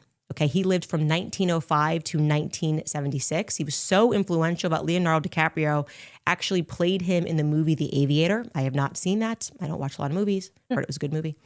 Very good movie. He was beyond just a businessman. Very he was an aerospace engineer, an investor, a builder, a film producer, you name it. We do not have time to go over every area and aspect of his vast wealth and empire. Literally. So I'm going to really just minimize it into three main characters for you on this graphic, okay? He had film industry. He made his name as a film tycoon. He was a producer and an investor beginning in the 1920s behind such films as Scarface and Hell's Angels, eventually acquiring ownership of RKO Studios. To make Hell's Angels, he actually assembled the largest private air force in the world. He was also an aerospace engineer. In 1932, Howard Hughes founded the Hughes Aircraft Company, started off by renting a hangar within Lockheed Aircraft. Then there's Howard Hughes Medical Institute, okay? That was his charitable arm. He formed that in 1953 to fund basic medical research, He was also inspired, just so you know the backstory, to get into medicine because both of his parents died young. His mother from an ectopic pregnancy, and I can't remember the reason that his dad died young, of a heart attack, actually. And so he was interested in just health in general. He inherited, at the age of 19, his family fortune because both of his parents died. And that impacted him, obviously. Hughes Aircraft was eventually transferred into his charity. So people thought that he did that because it was this massive organization. And now it was, protected by being inside of a charity. So he didn't have to pay taxes on it. Las Vegas. Okay, so this is interesting. Howard Hughes, in the last 10 years of his life, began buying up casinos and hotels and restaurants in Las Vegas, including the Desert Inn, where he would eventually become a reclusive, the Sands Hotel. On that last point is where it gets even more fascinating because Howard miserable towards the end of Hughes his life, himself was not a drinker. He was not a partier. He did not do drugs. He was committed to his businesses. He was also, while he was in business, exceedingly paranoid about communists and their ability to infiltrate companies and take them over. Now, he was so paranoid, this is a fact, that he shut down his film studio after he acquired it, RKO. For 6 months, he shut it down to investigate the political leanings of every single employee. Imagine doing that. That was in 1948. He's like, okay, shutting this down. I need to make sure none of you are commies. We should be doing that Ironically, to this day. 1948 was the same year that Israel became a country. I think we need to do a hard cleanup. But I'm just letting you know that was a major concern. That's one thing that I think we're going to end up having to do in this country. We're going to end up having to literally clean out every single communist and just beat them. That's what I'm thinking we're going to have to do. Just be like, nope. They could still live in our society. It's just, enjoy being homeless. I don't know. That he had I think they always should, in the back of his mind. Fix their brains. And that is, or should put them in a mental institution. What was going on in the world, the Red At Scares. this point in time, I think they need to be mentally evaluated because they're clearly a danger to themselves and others. But of course, with an empire the size of his, you can only be so paranoid, right? You have to trust somebody. Yep. You have to trust your lieutenants, right? You can't be a one-man band worth billions. Howard Hughes thought for sure, okay, if I'm going to be able to trust people, I can trust people who live like me. How about a religious group that's forbidden from drinking and smoking and gambling? They live like me. Okay? I don't drink. I don't do drugs. I'm going to trust the Mormons. One person who he trusted was a man named Frank William Gay. He was a member of the LDS Church, Latter-day Saints. Let me guess. This guy was actually gay. Who he initially hired just to run a subsidiary of his tool business. It was Frank William Gay who would then begin hiring people around him, hiring what became known as the Mormon Mafia, who would surround Howard Hughes during the rather bizarre last 10 years of his life when he experienced an entire shift in his behavior. Like I said, he became a virtual recluse.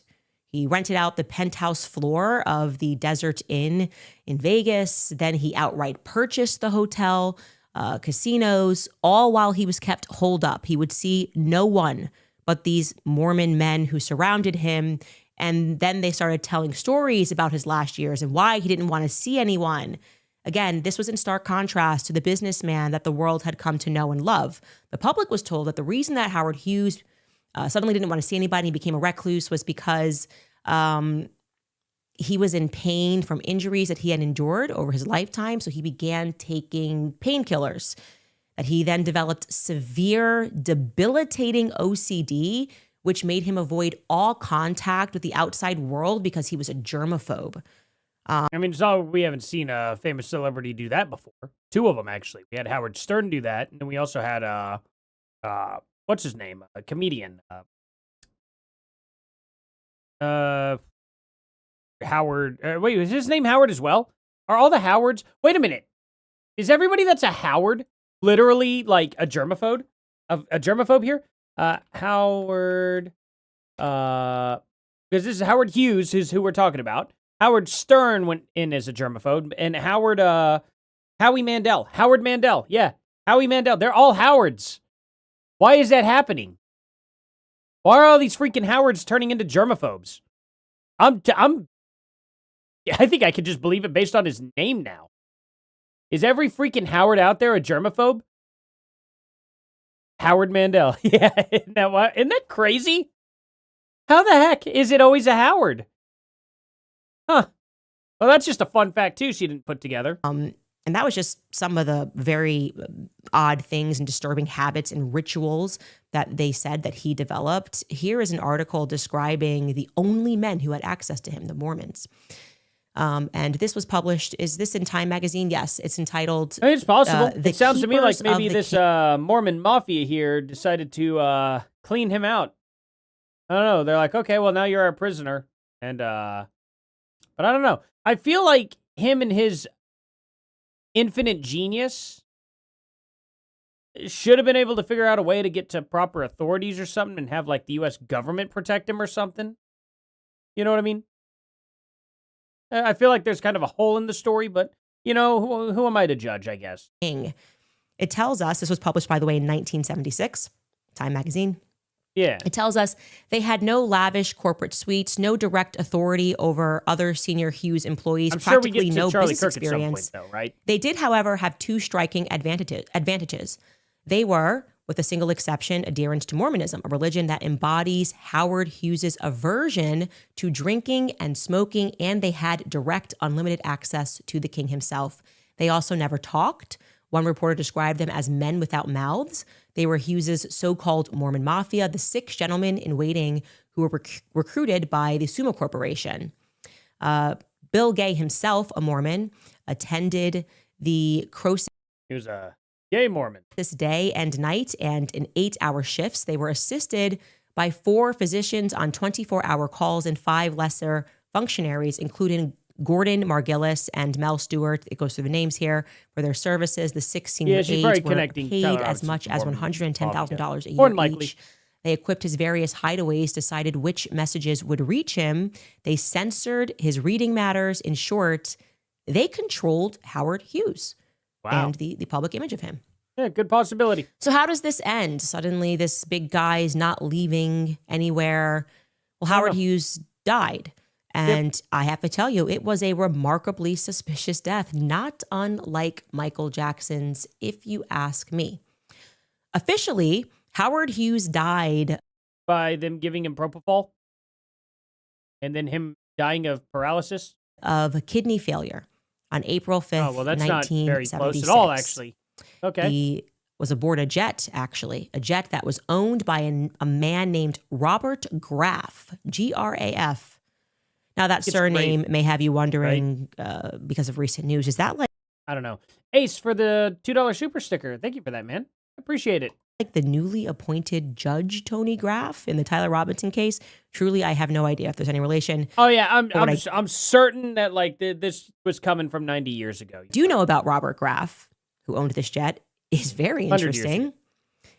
He was the founder of Robert Graff, Inc., which became Duncan Aviation. His business partner was Donald Duncan. Yes, that Duncan Aviation with the mysterious transponding Egyptian planes on the day of Charlie's assassination. That was Robert Graff's company.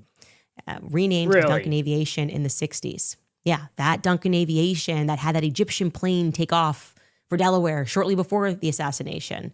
It is just a small world, but I digress. Oh, this is Here are the facts regarding the investigation into the death of Howard Hughes, which the investigation had to take place due to a fight over his estate.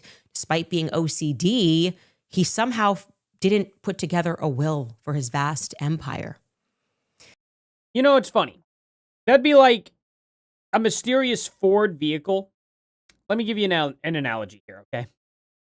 Do you think there are any Ford vehicles in Egypt? Just out of curiosity, you guys think that there may be a Ford vehicle in Egypt? Now imagine coming out and saying, well, there was a four-door Ford Raptor, crew cab. And it drove from Egypt all the way to Israel. You know that the founder of Ford. See where I'm going with that? The person who founded Ford You know, it's like that car's in Egypt, lady. Like, just because somebody bought a Ford vehicle doesn't mean they're in with the founder. An Egyptian plane came from Egypt to America. That doesn't mean the manufacturer of the plane had anything to do with it. Like, why would it have to be an Egyptian plane?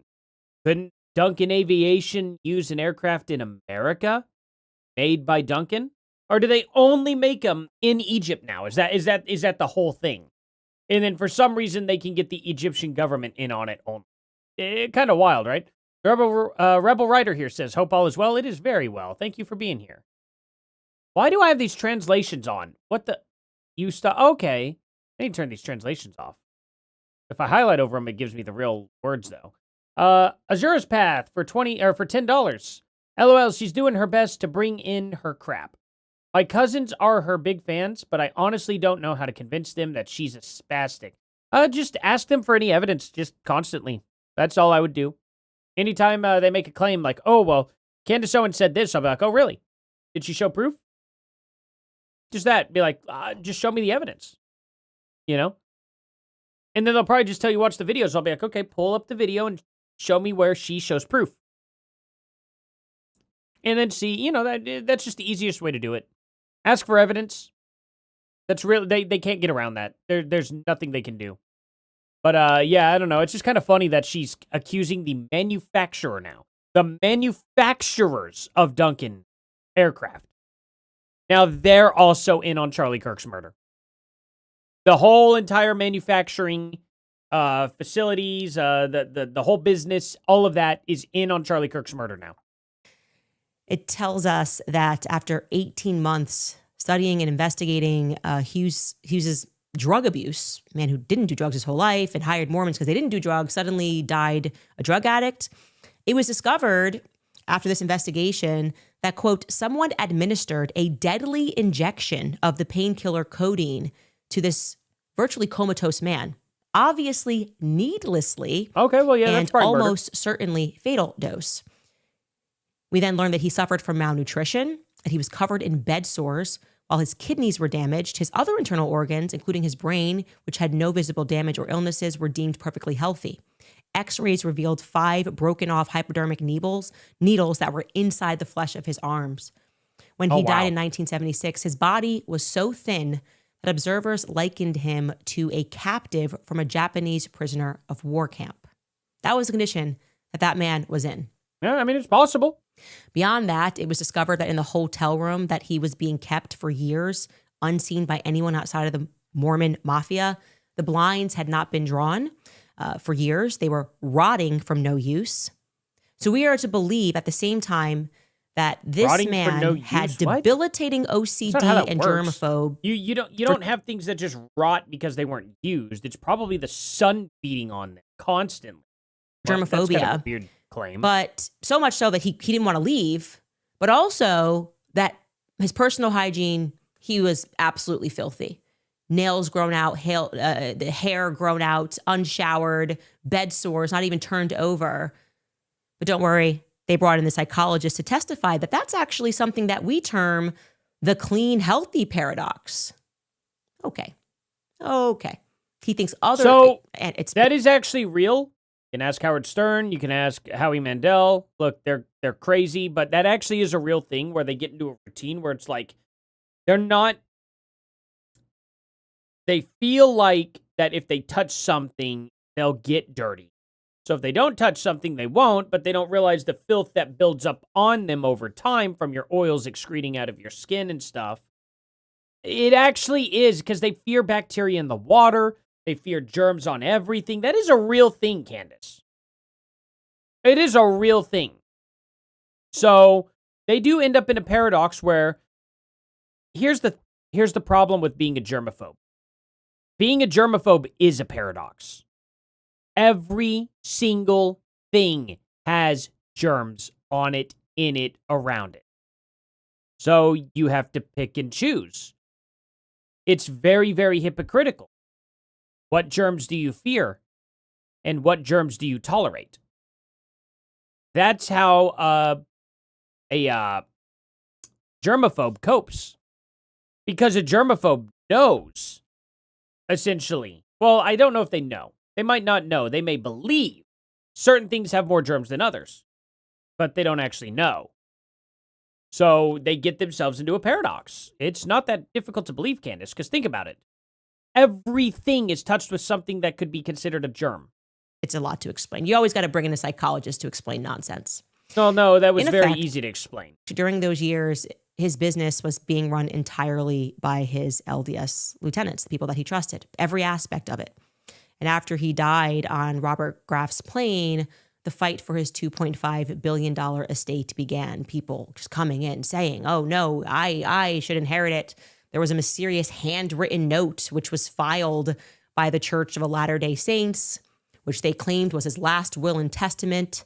That claim was summarily rejected by the courts. It was a 34-year legal battle until eventually it was decided that the majority of his fortune, around $1.5 billion, would be controlled by the Howard Hughes Medical Institute, the charity that I told you he started, and that he had transferred the Hughes aircraft into. Now, charities have trustees that make the decisions on the board.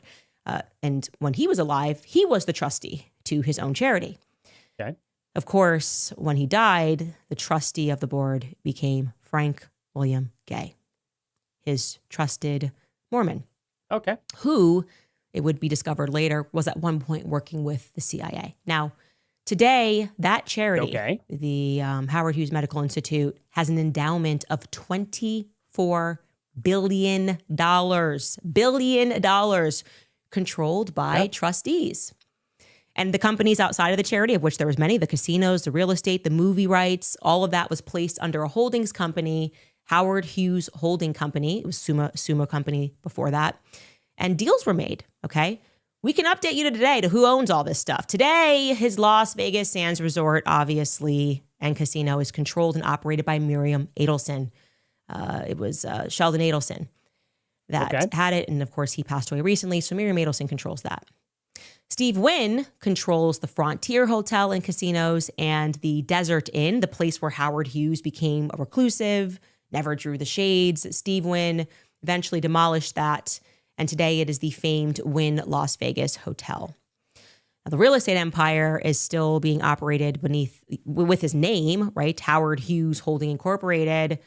American hedge funder Bill Ackman was and is the executive chairman of Howard Hughes Incorporated. He was from 2010 to 2024. He was the executive chairman before he retired for a couple of months, but then changed his mind last year in May of 2025. Bill Ackman made a $900 million investment into Howard Hughes Holding Incorporated, returning him back to that executive chair position. I should also mention that Frank William Gay, the trusted Mormon, he had a son, Robert Gay, who became the managing director of Mitt Romney's Bain Capital for 16 years. So why am I telling you that? Because the story is interesting. It's just interesting to think about that. A man who lives his life and then... I just wouldn't put up with it. We are told in the end that he kind of reversed course on everything that he was. He becomes a drug addict. His empire gets smashed, divided. And the articles reflect that he was infiltrated, or heavily imply, by this Mormon mafia, as they term. It's definitely possible. I'm not doubting it. I just don't know what this has to do with Charlie yet. I feel like we didn't have to go this far into history. Ace for $20 says, you deserve your $7 shekels. I appreciate that, man. God bless you and your beautiful family. Your children should be proud to have a father smart and strong enough to speak the truth to power. Never give up. Thank you so much for that. That's very nice of you. Thank you. I think they're going to find out that their dad's a bit more of a knucklehead than you may realize. I don't know. I say smart things sometimes. A lot of the times I say really dumb things. I just happen to get lucky sometimes, I think. Every now and then, you know. Sean Howard was a friend of my tribes in Oklahoma murdered.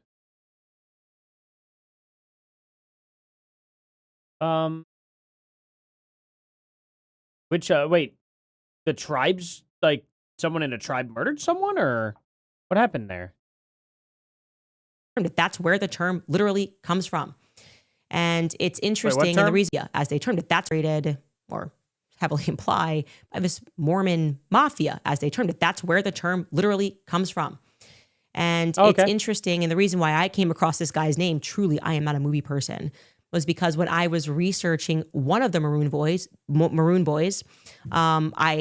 not naming at this time, I did discover that he was a relative of the Hughes family empire. I thought, oh, who is this? Who is this Howard Hughes? And then I was speaking to some LDS church members who were then telling me the story, and I started reading the articles and going, wow, this is super fascinating. It's also interesting because I have been consistently telling you guys before all of this, before I knew anything, that ostensibly Turning Point USA is an evangelical Christian organization. But in reality, it's a lot of Mormons. Like half of the company, it's Mormons. Tyler Boyer, I have been telling you from the beginning, was the person that was in control of everything. The hiring, the firing. Charlie, he has described. He followed Charlie. Charlie Tyler Boyer did all of the work.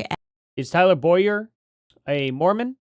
And if so, then why are all these like non-Mormons working with him? Like in the like, why would he be the one in control of all of this stuff, and then a bunch of non-Mormons be listening to him? But Tyler controlled a lot of things. There are a ton of LDS church members who work for Turning Point USA who were brought in by Tyler. In fact, on the day that he was murdered, Charlie himself confirmed that. So you don't have to take my word for it. You can take Charlie's word for it at UVU. This is what he said. Take a listen. Crowd right there. Let me just continue. I love how Mormons and missionaries around the world. I love how polite they are. I have my team is Mormon. Terrell's a Mormon. Andrew's a Mormon. Mormons are okay. Everything I say, everybody, I'm an evangelical Christian. Well, there we go. Have fun with this, but I'm not one of those guys that hates on Mormons. Someone did a boo. What was that? Did you hear that? What was that? Fun with this, but I'm not one of those guys that hates on Mormons. Oh, I see. I think somebody may have asked a question that was rude to Mormons or something, and then he was responding an answer, and then someone in the crowd was also booing for the Mormon. Okay, gotcha. So I think Charlie was doing a Mormon defense debate thing or something. Fat Samurai for the $10. Let's see here. I'm still confused what this has to do with anything with Charlie. Anyone that believes Candy's BS should lose their ability to vote. Yeah, I think I agree here. I don't know. It's just weird, you know. It's a weird tale of Mormons, but we have no idea. Just, are all Mormons guilty of being in the Mormon Mafia now? When we had how many guys? 6 guys were the Mormon Mafia? And somehow that ties to all Mormons. I would be pretty mad if I was a Mormon, you know? Be pretty upset. So, yeah. I don't know. Thank you so much for that, Fat Samurai. You're awesome, dude. All right, here we go. The Maroon Boys. Half my team is Mormon. He's telling the truth. And then he says, Andrew, he's not referring to Andrew Colbert. He's referring to the person that picks what stops he goes onto. And I don't know who that is. Who runs the field program. That is a Mormon. And Tyler's a Mormon. He's talking, Terrell's a Mormon. Terrell's the guy who takes down the cameras, the Farnsworth guys. And all of these people knew Erica before Erica knew Charlie. These families knew Erica before Erica knew Charlie. Tyler Boyer handled the money at Turning Point USA. I have text messages to that effect, proving that. Are we going to find out that Erica Kirk is actually Erica Howard? I feel like this was appropriate to do. I don't know why, but that's just, yeah. I don't know. Dr. Evil. He was behind Turning Point Action. He was the COO first of Turning Point USA, then became the COO of Turning Point Action. And yes, he brought in Erica. Of that, there is no doubt. They have both admitted that. But she can't remember how she knows him. She told me maybe through Senator John Kill, maybe that's what she told me in our face-to-face meeting, but she can't recall that specific detail of the guy who set her up to go on a interview with the love of her life, apparently. I remember the last... I want proof of that. See, this is the whole, making claims, zero proof situation that irritates me, Candace. You're sitting here telling us that Charlie Kirk and Erica Kirk just have no, they just met, magically, and that Erica Kirk cannot remember at all who introduced her to Charlie whatsoever? Really? But Erica Kirk has never once said that publicly, and you have no evidence for it whatsoever. It kind of gets old. It sucks. Face-to-face conversation that I can't had believe you, with Candace. Tyler. We were backstage at AmFest, This happens and I too was telling often. him that Charlie should just debate Nick Fuentes. There was some Groiper stuff going on, as usual, at these events in the hallways, and I was like, just sit down and just have the debate. I think it's just worth having it. And he told me that Turning Point USA was never not going to be pro-Israel. They would always be pro-Israel. Yes, he did. And he also said that he would never debate Nick Fuentes because he didn't like him. In retrospect, that's a weird thing to say, especially a weird thing to consider since its founder was quite literally going against Israel He wasn't. in those last months. Prove it. That Charlie Kirk wrote explicitly he had no choice but to abandon the pro-Israel cause. And that's it. That's all of it. That's everything. That's all of his stuff explained into one nutshell, right? Gonna have to abandon the pro-Israel cause. And that was it? That's just all? Nothing else. Are you kidding me? That makes zero sense, Candace. Unless you have the rest of the text messages to back all the rest of that up, I cannot just go willy-nilly and believe it. You have one text message where Charlie vents something about that exactly what Candace quoted. And that is all. There's no after text, there's no before text, there's nothing else. So, what are we supposed to do with that? And according to Charlie, he felt that he was being morally blackmailed at Bill Ackman's house in the Hamptons by Seth Dillon and others. I'll be clear. You're a black woman, not man. He didn't say Bill Or Ackman maybe she's a man. morally blackmailed I don't know. him. Because But she Seth is Dillon, Bill Ackman. He did say, I've been morally blackmailed by Seth Dillon. So I know exactly what Charlie Kirk was referring to. You've never been morally blackmailed by Seth Dillon? What? I've been morally blackmailed by Seth Dillon. So I know exactly what Charlie Kirk was referring to. How? He was being pressured. And he decided, no more. He gets a phone call from Bibi Netanyahu. We still don't know really what happened during that phone call, but we know his wife was by his side. We know that Charlie wanted to, 7 days before he died, to establish a Doge audit at his company. That's a fact. But you've never proven it. He doesn't know, apparently, where all the money is going. I am told specifically by Turning Point employees that the money was missing out of Turning Point Action. That is Tyler's arm. And yes, it may or may not be relevant that Tyler is sitting on the board of a company with Erica's mother, Lori Franzfey, who had those relationships with the Mormons, like Terrell Farnsworth, before Charlie knew who Lori Franzfey and Erica Franzfey were. Okay. We are told that Charlie and Erica had an appointment to change his will, which was scheduled for the Monday after he died. He never made it to that Monday. He never made it to that appointment. He's Okay. Any proof? then murdered Proof? in Utah. Proof. And then his wife assumes the reins of the company. The audit is magically canceled. Turning Point becomes virtually unrecognizable. Ben Shapiro slides into Charlie's studio with $1 million check in hand. Not even Ben Shapiro himself or Blake Neff could stomach the lie that Andrew Colbert tried to spin that Ben and Charlie were friends.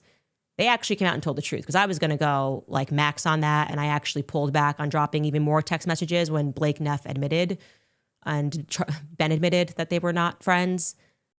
When did that happen? I don't recall that. Are you gaslighting us? When did they say they were not friends? But Andrew Colbert attempted to tell that lie to the public, and that should terrify you. Wait a minute. What? What?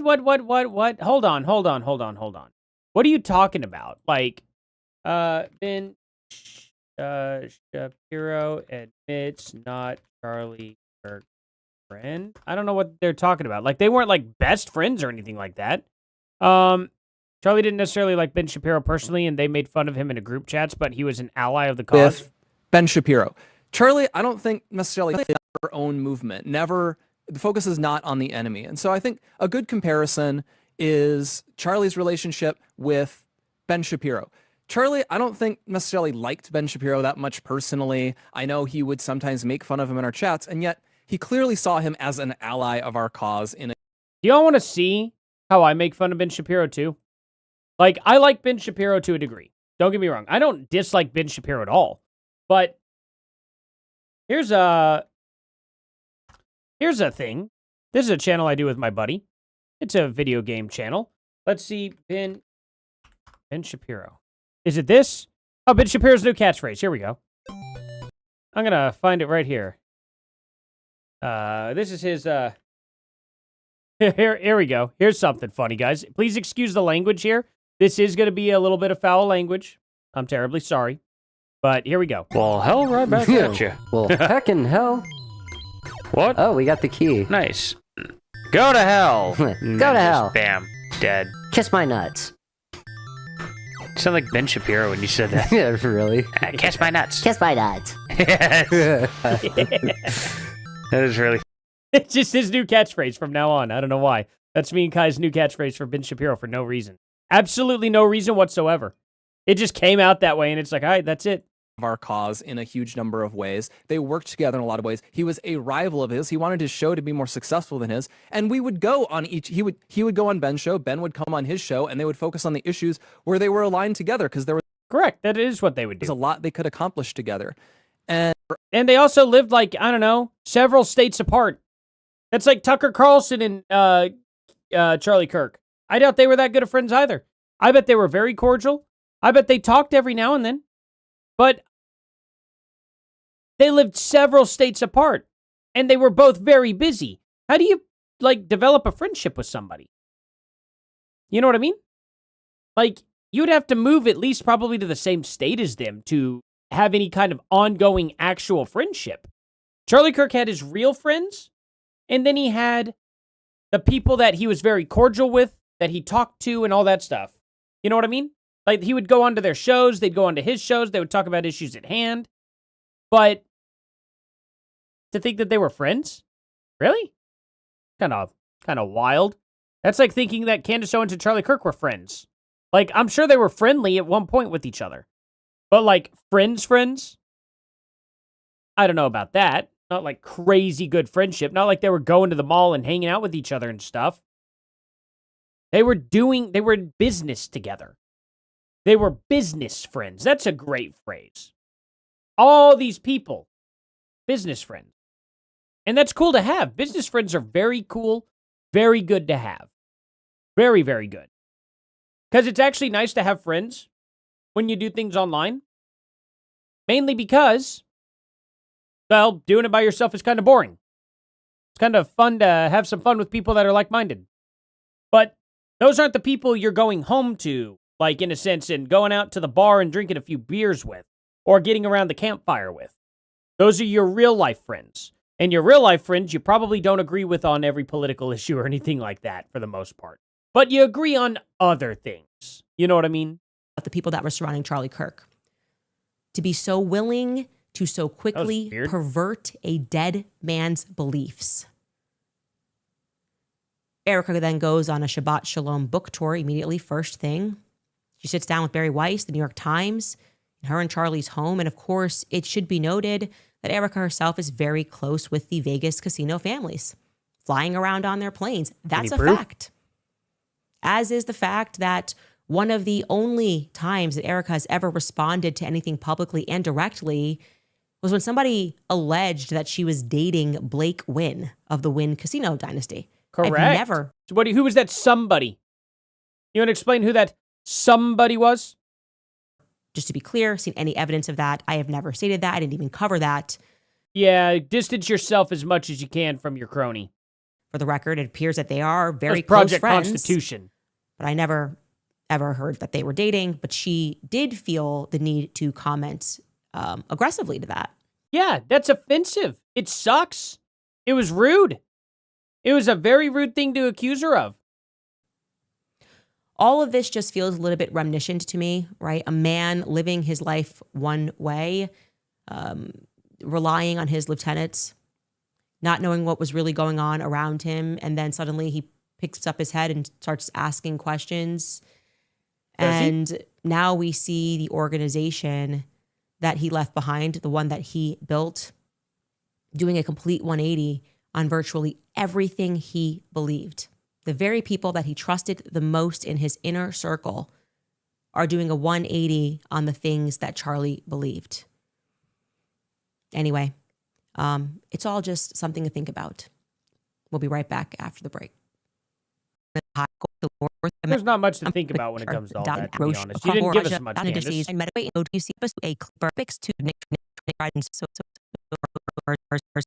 You said to myself, this is where I saw Andrew Colbert, man, that I have to tell you that after I saw him trying to spin that Charlie and Ben Shapiro were friends, I just said to myself, this is an evil man. This is an evil. There's no way you can do that. I just have way too many messages, group chats with Andrew Colbert, with Tyler. I was like, that takes a level of dishonesty and also like a fundamental hatred for the person who passed away. Like typically people feel pulled to be more loyal to people after a tragic death, to not allow people to come in and to ruin their legacy. And Andrew just told that lie, and it was so crazy. Ben Shapiro swept in and said, tweeted, okay, I never claimed to be close to Charlie. Blake Neff went on to the podcast and said, yeah, no, Charlie. Nobody ever claimed that he was close with Ben Shapiro. I don't know what you're talking about. Had issues Who with Ben, said that? But he did consider him at least an ally in the movement. You know, he was constantly texting about him, making fun of him. Andrew was just going to keep it up and just tell an extraordinary lie, reverse the truth. Candace was an enemy and Ben was a friend. That tells you Andrew Colbert's character. And so I am not surprised at what he is attempting today. It is very stupid what he's attempting. It's unbelievably stupid because it's so. The AI is telling me that here, look at this. This is kind of silly, though. I'm going to poke some holes in this. Yes, multiple conservative commentators and media outlets have publicly discussed whether Charlie Kirk and Ben Shapiro were close friends. The debate surrounding their personal relationship became a major point of contention following Kirk's tragic end in September 2025. The primary claim regarding the nature of their relationship comes from two opposing sides, claims they were close. Ben Shapiro, in his eulogy and subsequent media appearances, Daily Wire founder Ben Shapiro stated that he had known Charlie Kirk since he was 18 years old and characterized their relationship as highly amicable. Does that sound like close friends? What? Other media figures and colleagues such as Barry Weiss and Daily Wire host Michael Knowles likewise referred to Kirk Shapiro's longtime friend and contemporary within conservative campus debate circles. Okay. Yeah. He considered him a friend. That doesn't mean besties. It's not best friend or anything like that, or close. Media colleagues. Reports note that during the minutes Kirk was being transported to the hospital after being ended, Shapiro's security detail was actively receiving direct updates from Kirk's team, okay? Which defenders point to as evidence of operational and personal closeness between organizations. Okay, that's not a claim from somebody, like, that's, I guess I was a little too vague. It's just getting people who are, like, fans of Ben Shapiro going, see, they were close. It's like, that doesn't mean that at all. They all use very similar security teams.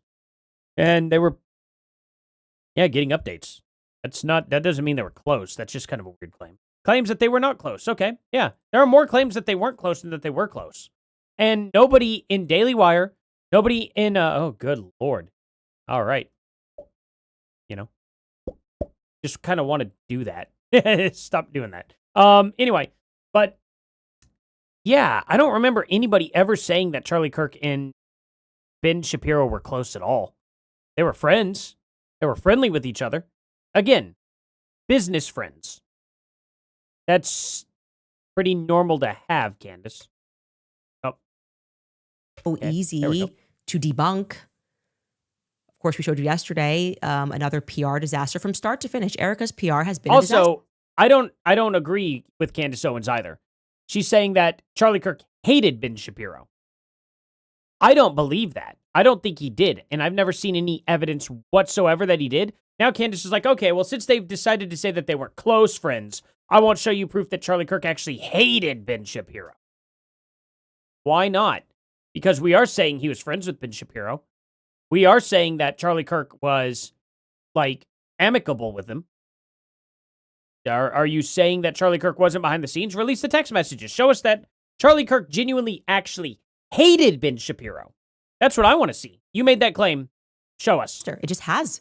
Andrew Colvett has been driving that bus. She also told me they brought in crisis PR teams, and these people are just not reading the public sentiment from the very beginning. What actually began this slide was that tour when she went on to Fox News and then did Barry Weiss. She did like a bunch of shows in 1 week, and then they asked her about the podcaster Candace Owens name checking me, and she'd just stop, and people were like, whoa, you kind of demonstrated compassion for Tyler Robinson on stage, and you've got these evil eyes for Candace. What's up?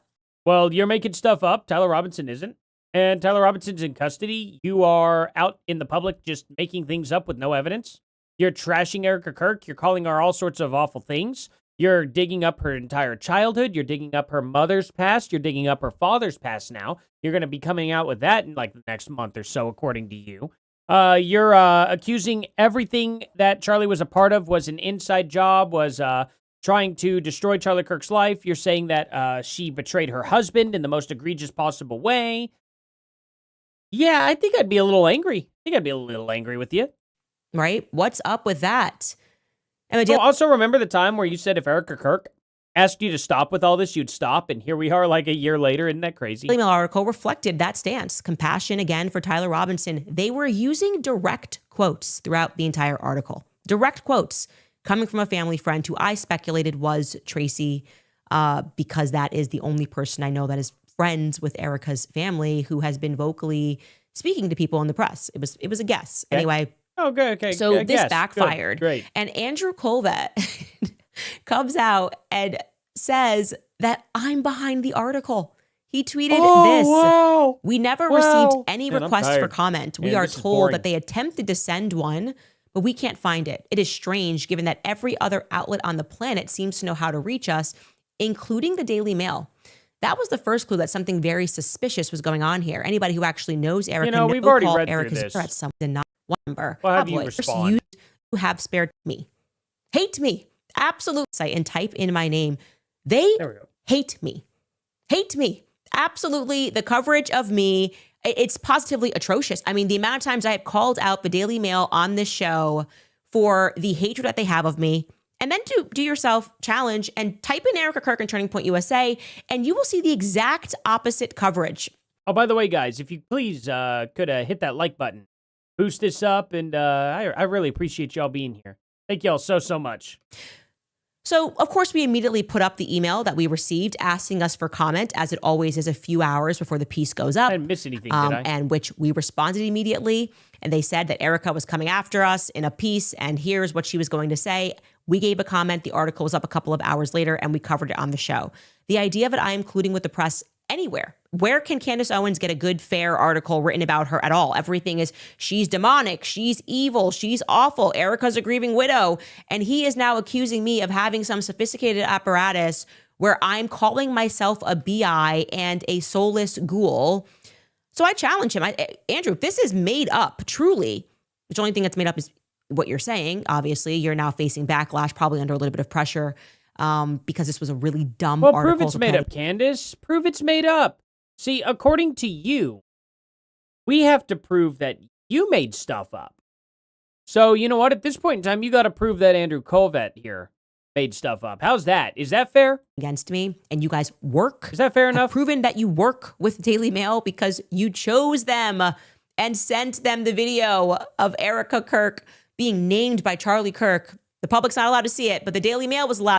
Was it the same? Was it the same person at the Daily Mail? Was it the same same journalist? Did they have the same journalist between them two? Because you do realize that, like, just because Jordan Peterson covered something doesn't mean that you also endorsed it when you both worked at the Daily Wire, right? That's really dumb, Candace. To see it. We know you work with them. So to pretend that you don't have an established relationship, anybody is free to see, and to blame me, that is the definition of somebody striking you while crying out in pain. Like, that is Andrew Colvett right now in a nutshell, striking me while crying out in pain because it backfired. So you're saying that Andrew Colvett had the article written. That's what you're saying? Like every single one of their attacks. Erica name checked me when she was dressed like Janet Jackson. That backfired. That was a bad idea. Why was that a bad idea? Can you explain that? Multiple. He acts like she's never come after me. She's come after me. She has come after me and named. She has not come after you the way that you've come after her.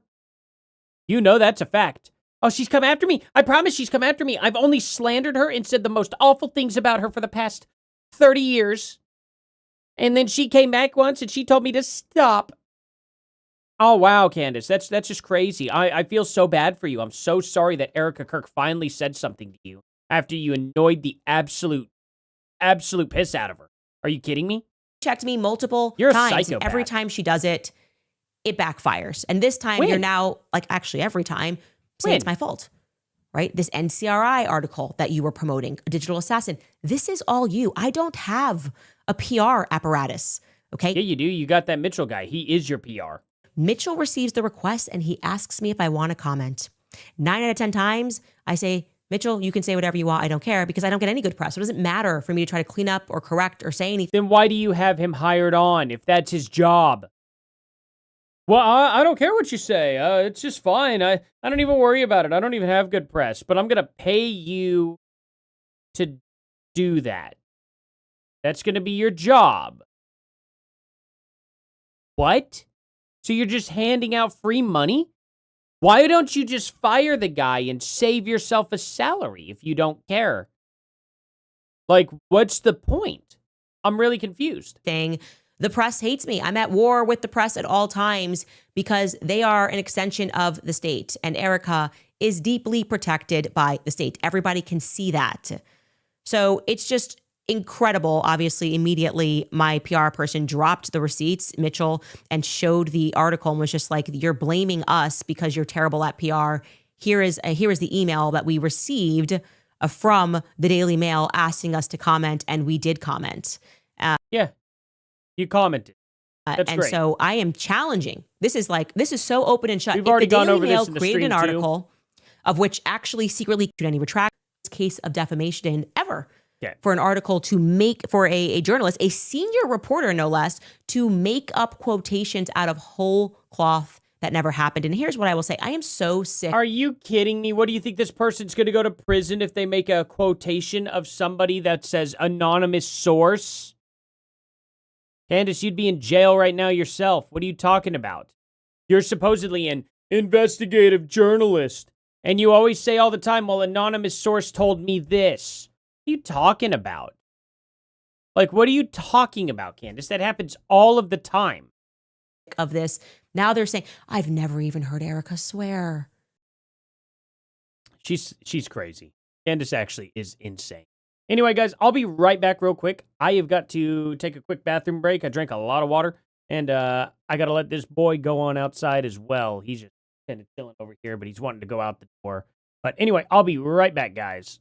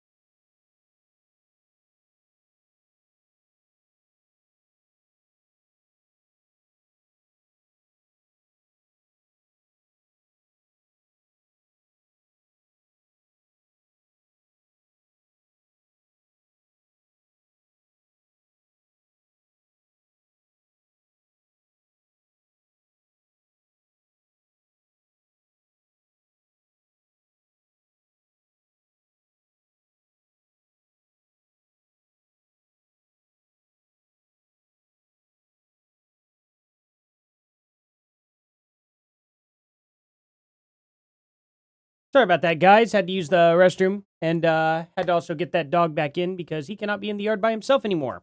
He literally will dig holes. So, I've never even heard sorry her about that. swear.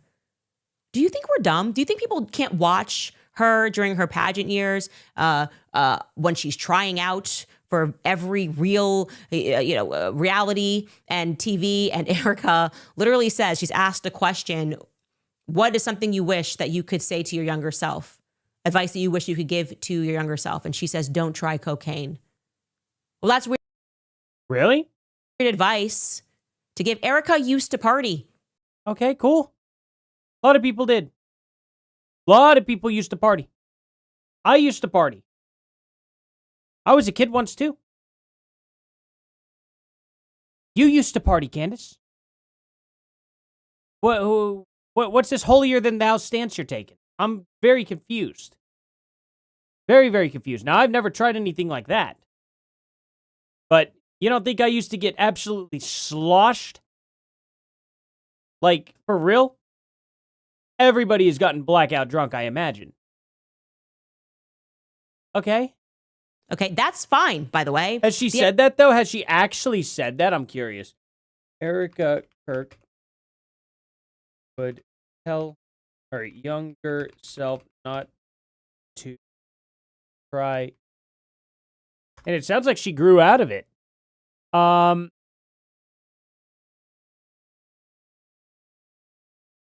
Okay, where is it? AI mode, maybe. No, Erica Kirk did not say that. There is no public record of her making any such statement about her telling her younger self not to try cocaine. You might be thinking of a couple of entirely different pop culture moments that are frequently discussed online. Candace Owens stated that Erica Kirk said this. I didn't think it would be a no. I didn't think Candace Owens would just blatantly lie like that. So Erica Kirk did not say that. No, Candace Owens never stated that. No, Candace Owens just now stated that in her live stream tonight. There we go. You are entirely correct, and I apologize for missing that. During the live stream broadcast, Candace Owens did exactly what you described. She targeted Erica Kirk by bringing up a past blog post or interview where Kirk reportedly stated that she would tell her younger self not to try cocaine. Owens used the specific revelation to mock Erica Kirk's... okay. Where did Erica Kirk say this? Maybe Candace is right. Maybe AI is just really stupid. Well, Candace Owens played the clip directly on her live stream to expose... Oh, she did? She played the clip? Hold on. The idea that Erica has never swore and doesn't swear, again, is this bizarre caricature that they have been trying to build of Erica as like this strong, loving Christian who never... Have you ever heard Erica Kirk ever cuss? I would like to see some proof of that then, Candace. Also, man, that is a hell of a face we just got here, guys. Look at that. Look at this gemstone. does anything wrong. Erica really is a nun behind the scenes. I have told you explicitly, she's nasty behind the scenes. She is. Oh, really? Prove it. I'm glad you're just telling us this, Candace. Oh, just believe me. Please, just believe me. I'm Candace Owens. Dude, trust me, bro. Any comment, Andrew Colvin, on what I'm saying about her calling priests and calling people and telling them to pull out of a Catholic prayer event? That's cussing someone out, really? Wow, I didn't know that calling someone doing that would be like that. Also, any proof of that happening? Because I was going to be praying. Any proof? Like that had nothing to do with politics, nothing to do with you guys. Is that the any proof, though? Sweet Christian girl that you're talking about? No, she operates behind the scenes. She has been operating behind the scenes, and she works with you. Proof? What kind of Christian lies about a surgeon call? I don't know. Proof she lied about a surgeon call. That's what I would say. That's what I would challenge you to do. I would say, hey, you know what you ought to do? Go ahead and prove that has ever happened. Wouldn't that be something? I think that would be something, wouldn't it? Also, I completely forgot to do this. I forgot I was doing this thing where I could be like, let's see. Right here. And then we'll just make that visible. Boom. Yay. What kind of Like Christian counter. would just say, lie If you guys wanna explicitly, hit that say subscribe, Andrew make that go Colbert up. went rogue, the surgeon went rogue, and I had no idea about it? That's not true. Would you like to double down on that claim, Andrew? How about you do that? If I'm Why have him double down? How about you just show us proof? lying and she's so pure Prove and it. innocent, then why don't you guys respond to that? Prove Did it. the surgeon go rogue and violate HIPAA and speak to you one-on-one Prove it. alone without Erica's approval? Did you tweet that without Erica's approval? Prove it. Honest Erica? She's Okay, we're never just gonna play told a stupid lie. here. She's Okay, never cool. swore. She's never used that language. She's just so pure. Just prove it. Who are you fooling? Who do you guys think you are fooling with this repeat act? Oh my God. I could have thrown in You're her annoying. time when she was partying, You- people that were like- reaching out, telling me The best word to describe Candace Owens, she's annoying. She's like a 4-year-old. It's unbelievable. She's like a 4-year-old that won't stop harping about stuff that you just can't understand. It's like, okay, well, I don't get it. And then they're like, oh, maybe if I keep repeating it over and over and over again, it's like, all right. Okay, well, that's not gonna help anything. Like, that's Candace Owens. She's just screaming into the void. And she's not doing anything she can to help people understand her position. about how she partied, people who partied with her. We left all that off the table because Erica was in her 20s and Erica's allowed to party. I was not doing drugs and cocaine, but I certainly Yeah, I bet you were. partied. I think I she always tell was. people that. I was partying in New York City. Catch me at PhD, the Electric Room, One Oak. So we left it off the table. But the idea that you're now trying to paint her as so innocent that she doesn't swear, so She that you might can bite- blame me for what you guys Okay, Candace, this is ridiculous. How do you know what she does behind her closed doors? You don't know. not just did to me, have been doing to me nonstop. What has she been Promoting doing? influencers that attack me Okay, is there any proof that you all have done that whatsoever? Any proof that she's done that? nonstop, go after my family. When has anybody come after your family? It's unbelievable. You doxed her entire childhood. You released all the information on Erica Kirk's mother. You're going to release all the information on her father, her morphar, and all that stuff. Candace, you are psychotic. Who's come after your family? Not one time. Mama Owlbear for the $10. Erica Kirk never said the cocaine clip. Make an X post if she doesn't play it, she won't. Candace Owens has said before that she didn't get to know Erica Kirk. Her fake witness last week disappeared. I agree. Thank you so much for that. Yeah, I should make an X post on that. Yeah, I'll do that. Andrew, your Thank you. PR strategy is Thank a you nightmare. so much, So I Mama am Owlbear. challenging you. I am asserting definitively that I had nothing to do with that Daily Mail article. I have nothing to do with any press that's being written about Erica because the press hates me. I'll go to court with you.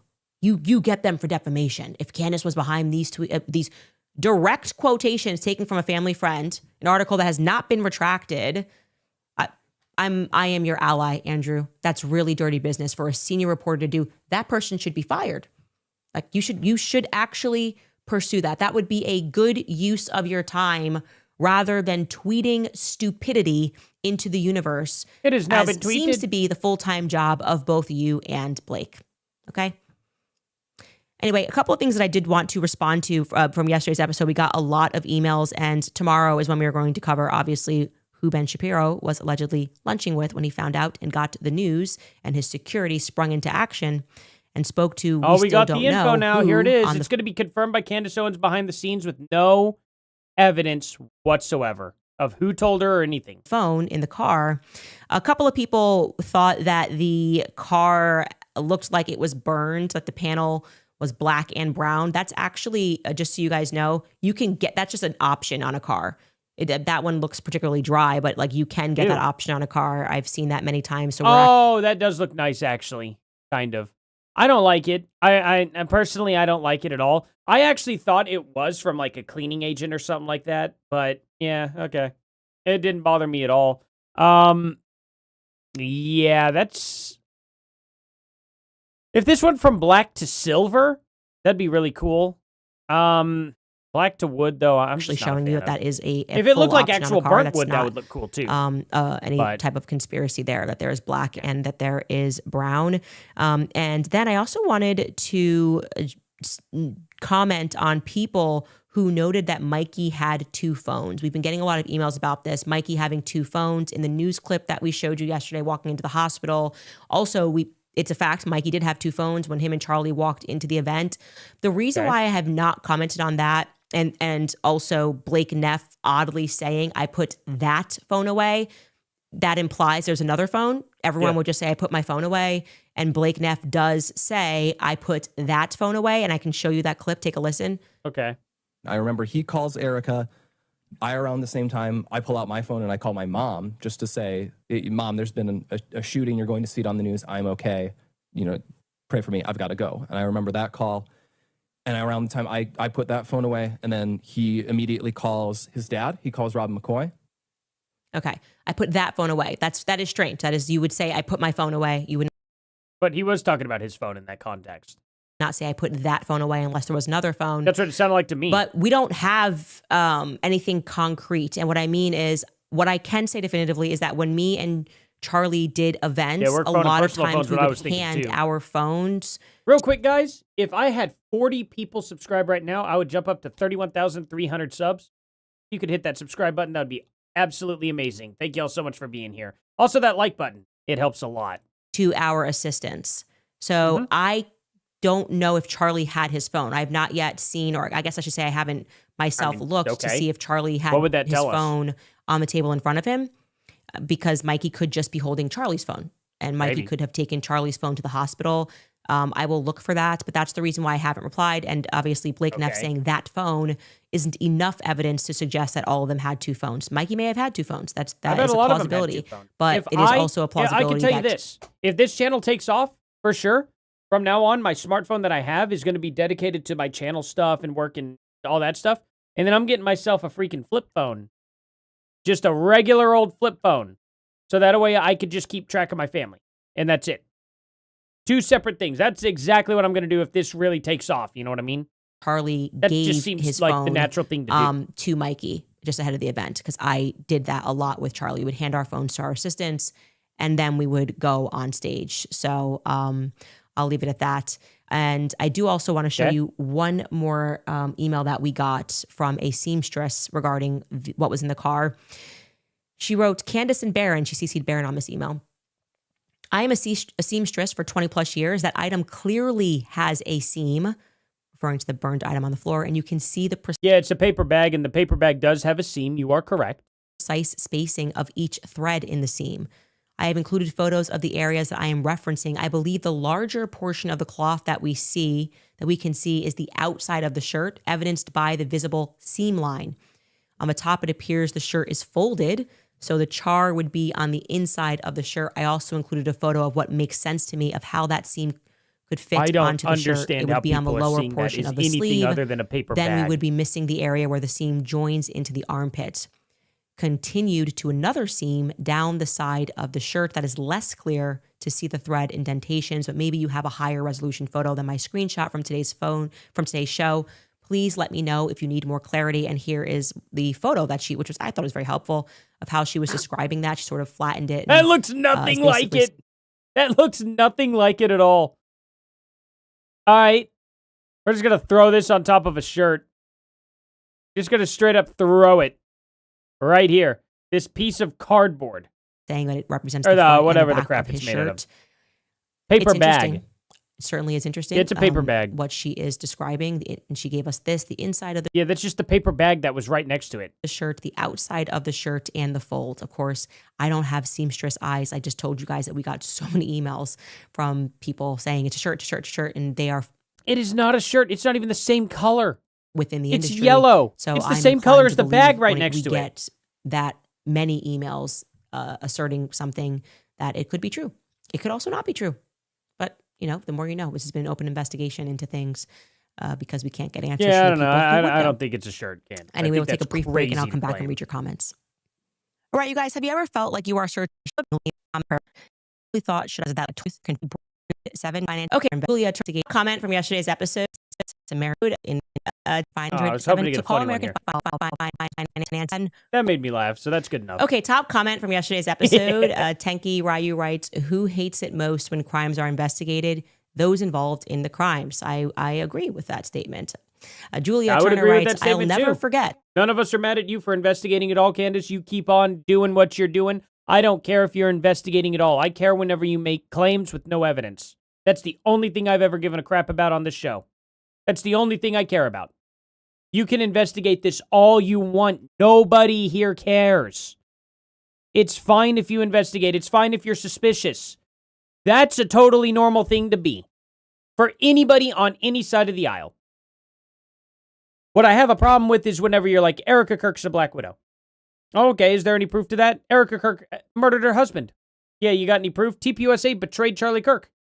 Okay, cool. So any proof? Mormons were behind this. Egypt was behind it. And it's just like, Candace, you've completely lost me. I can't even follow along now. So that's a quotation from Blake Neff, who now has amnesia. It is, yeah. Just like interesting Candace to hear Owens him had say, amnesia. I'll never forget Mikey's quivering lip. Ooh. I'll never forget that Erica Kirk was actually an anti-Zionist, and I just completely magically forgot. I have to call Erica, but he was already on the phone. So that's an interesting thing that Blake did forget. That is Blake crazy. comes in and out, Erica Kirk is anti-Zionist. Blake. I forgot all the way until Comments just from now. today's episode. Getting into this, Happy Party Place writes, a standing ovation for all that you do. Because of you, I was led back to Christ and am instilling his love in my children. For each working a current against you, may God send you an army of believers to support and protect you. You are keeping his legacy alive. Go Max, mama. Well, I can tell you that because the press hates me so much and the government hates me so much, and really the only place that I get support is from you guys. Truly, that's the only place that I can get support, and that is the thing that keeps me going. So a standing ovation to you guys as well. Joseph writes, I would love a Candace times There's the Dr. Taylor Israeli Marshall bees. conversation. He was attacked for opinion on the SSPX. That Not family is Mormon treated bees, more Israeli harshly bees. than non-Catholics. I see a parallel of Candace's proximity to the conservatism. More harsh treatment would be expected for not accepting the conservatism. Oh, you know what? I get it now. You know how like it's a 6-pointed star? Well, there's a hexagon as a 6-pointed side or a 6-pointed shape. It was Israeli bees. It was all a cover-up this whole time. Mormons are actually Israelis, except they do polygamy for some reason, and also had a problem with well, we don't have to get into all that stuff, but yeah, I'm sure they just parallels. Jews only believe in the Old Testament, and then Mormons have the third New Testament. It makes perfect sense. Du jour. I actually didn't see what his New opinion Testament. was on the SSPX, so I'll have to look into that.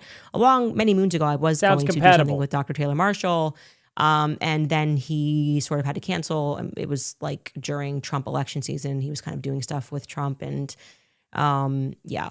that's that. But then we never really rescheduled that or tried to make it happen again. He's good friends with my husband, George, and we have hosted him here in Nashville before. Nemus Autis writes, Candace, thank you for being my voice that America needs voices. America does need voices. I agree with that. And I think it's building, like feel good, feel happy, guys. It's breaking now into the mainstream. People are beginning to discuss this, all the aspects of the case. I actually think because of that, the preliminary hearing was a good thing. It was a good thing. That's what I mean when I say course it everything was a always good thing. backfires. What an atrocious Thank you all who idea. have subscribed. If you're the PR Thank you, guys. team, to have Erica invite influencers into the courtroom. What does that look like just on its face? Does somebody actually have to sit you down and say, no, actually, that's a bad idea? Because we're saying that the truth is on our side. The truth doesn't require influencers. It just does not require influencers to tell the truth. If the evidence is overwhelming. Well, then why are you here? I don't understand this. We're all going to be overwhelmed by it. You don't need influencers telling us it's overwhelming. And so that immediately registers to the public It as was fraudulent. overwhelming, though. Like, it just Unforced was. I don't error have to tell you after that. unforced error. That's not something that would be on anybody's mind if you're going to face the person who you allege you are fully confident murdered your Yeah, husband. but you couldn't even debunk any of the evidence at all. You couldn't do it. The last thing you would It think should have is, been easy. well, let me call up Graham Allen and Benny Johnson and see if they're free to come. What? How do you think people in the public are going to take that? They went there of their own accord to report on the case, Candace. They did that. They went there so they could be a part of it. And nothing more. They're going to think that you need influencers because you're not telling the truth, because you aren't confident, because you don't think the facts are enough. I watched it That's myself, common and it sense. was That's not definitely Candace more than making it enough. happen. It's common sense. What are you talking Like, about? Please have a little bit more faith in the Yeah, our public. friend Tatum's a than to liar, think apparently. that they're going to be swayed by Oh, obvious. apparently, I'm going to go over it. I'm probably going to go over it tomorrow, maybe. Apparently, Brandon Tatum did come out and say something about making Candace Owens merch. Apparently, he came out and said, we're under a contract. I can't stop making her merch until the contract is up. So I'm going to go. I'm going to look into that tomorrow and make sure that that's all true and stuff. But I want you all for now, if that is true and he's under contract, I totally understand that it may be a pretty tight contract. You know what I mean? May not be worth trying to get into legal battles and fighting all this out. You know what I mean? But I don't know for a fact if that's what's going on or not. That may have just been somebody being soft on Tatum. So, you know. But if that's the case, then it's like, I understand. And he's coming out and he's calling her out. So it's like, to me, he gets a pass if that's the case.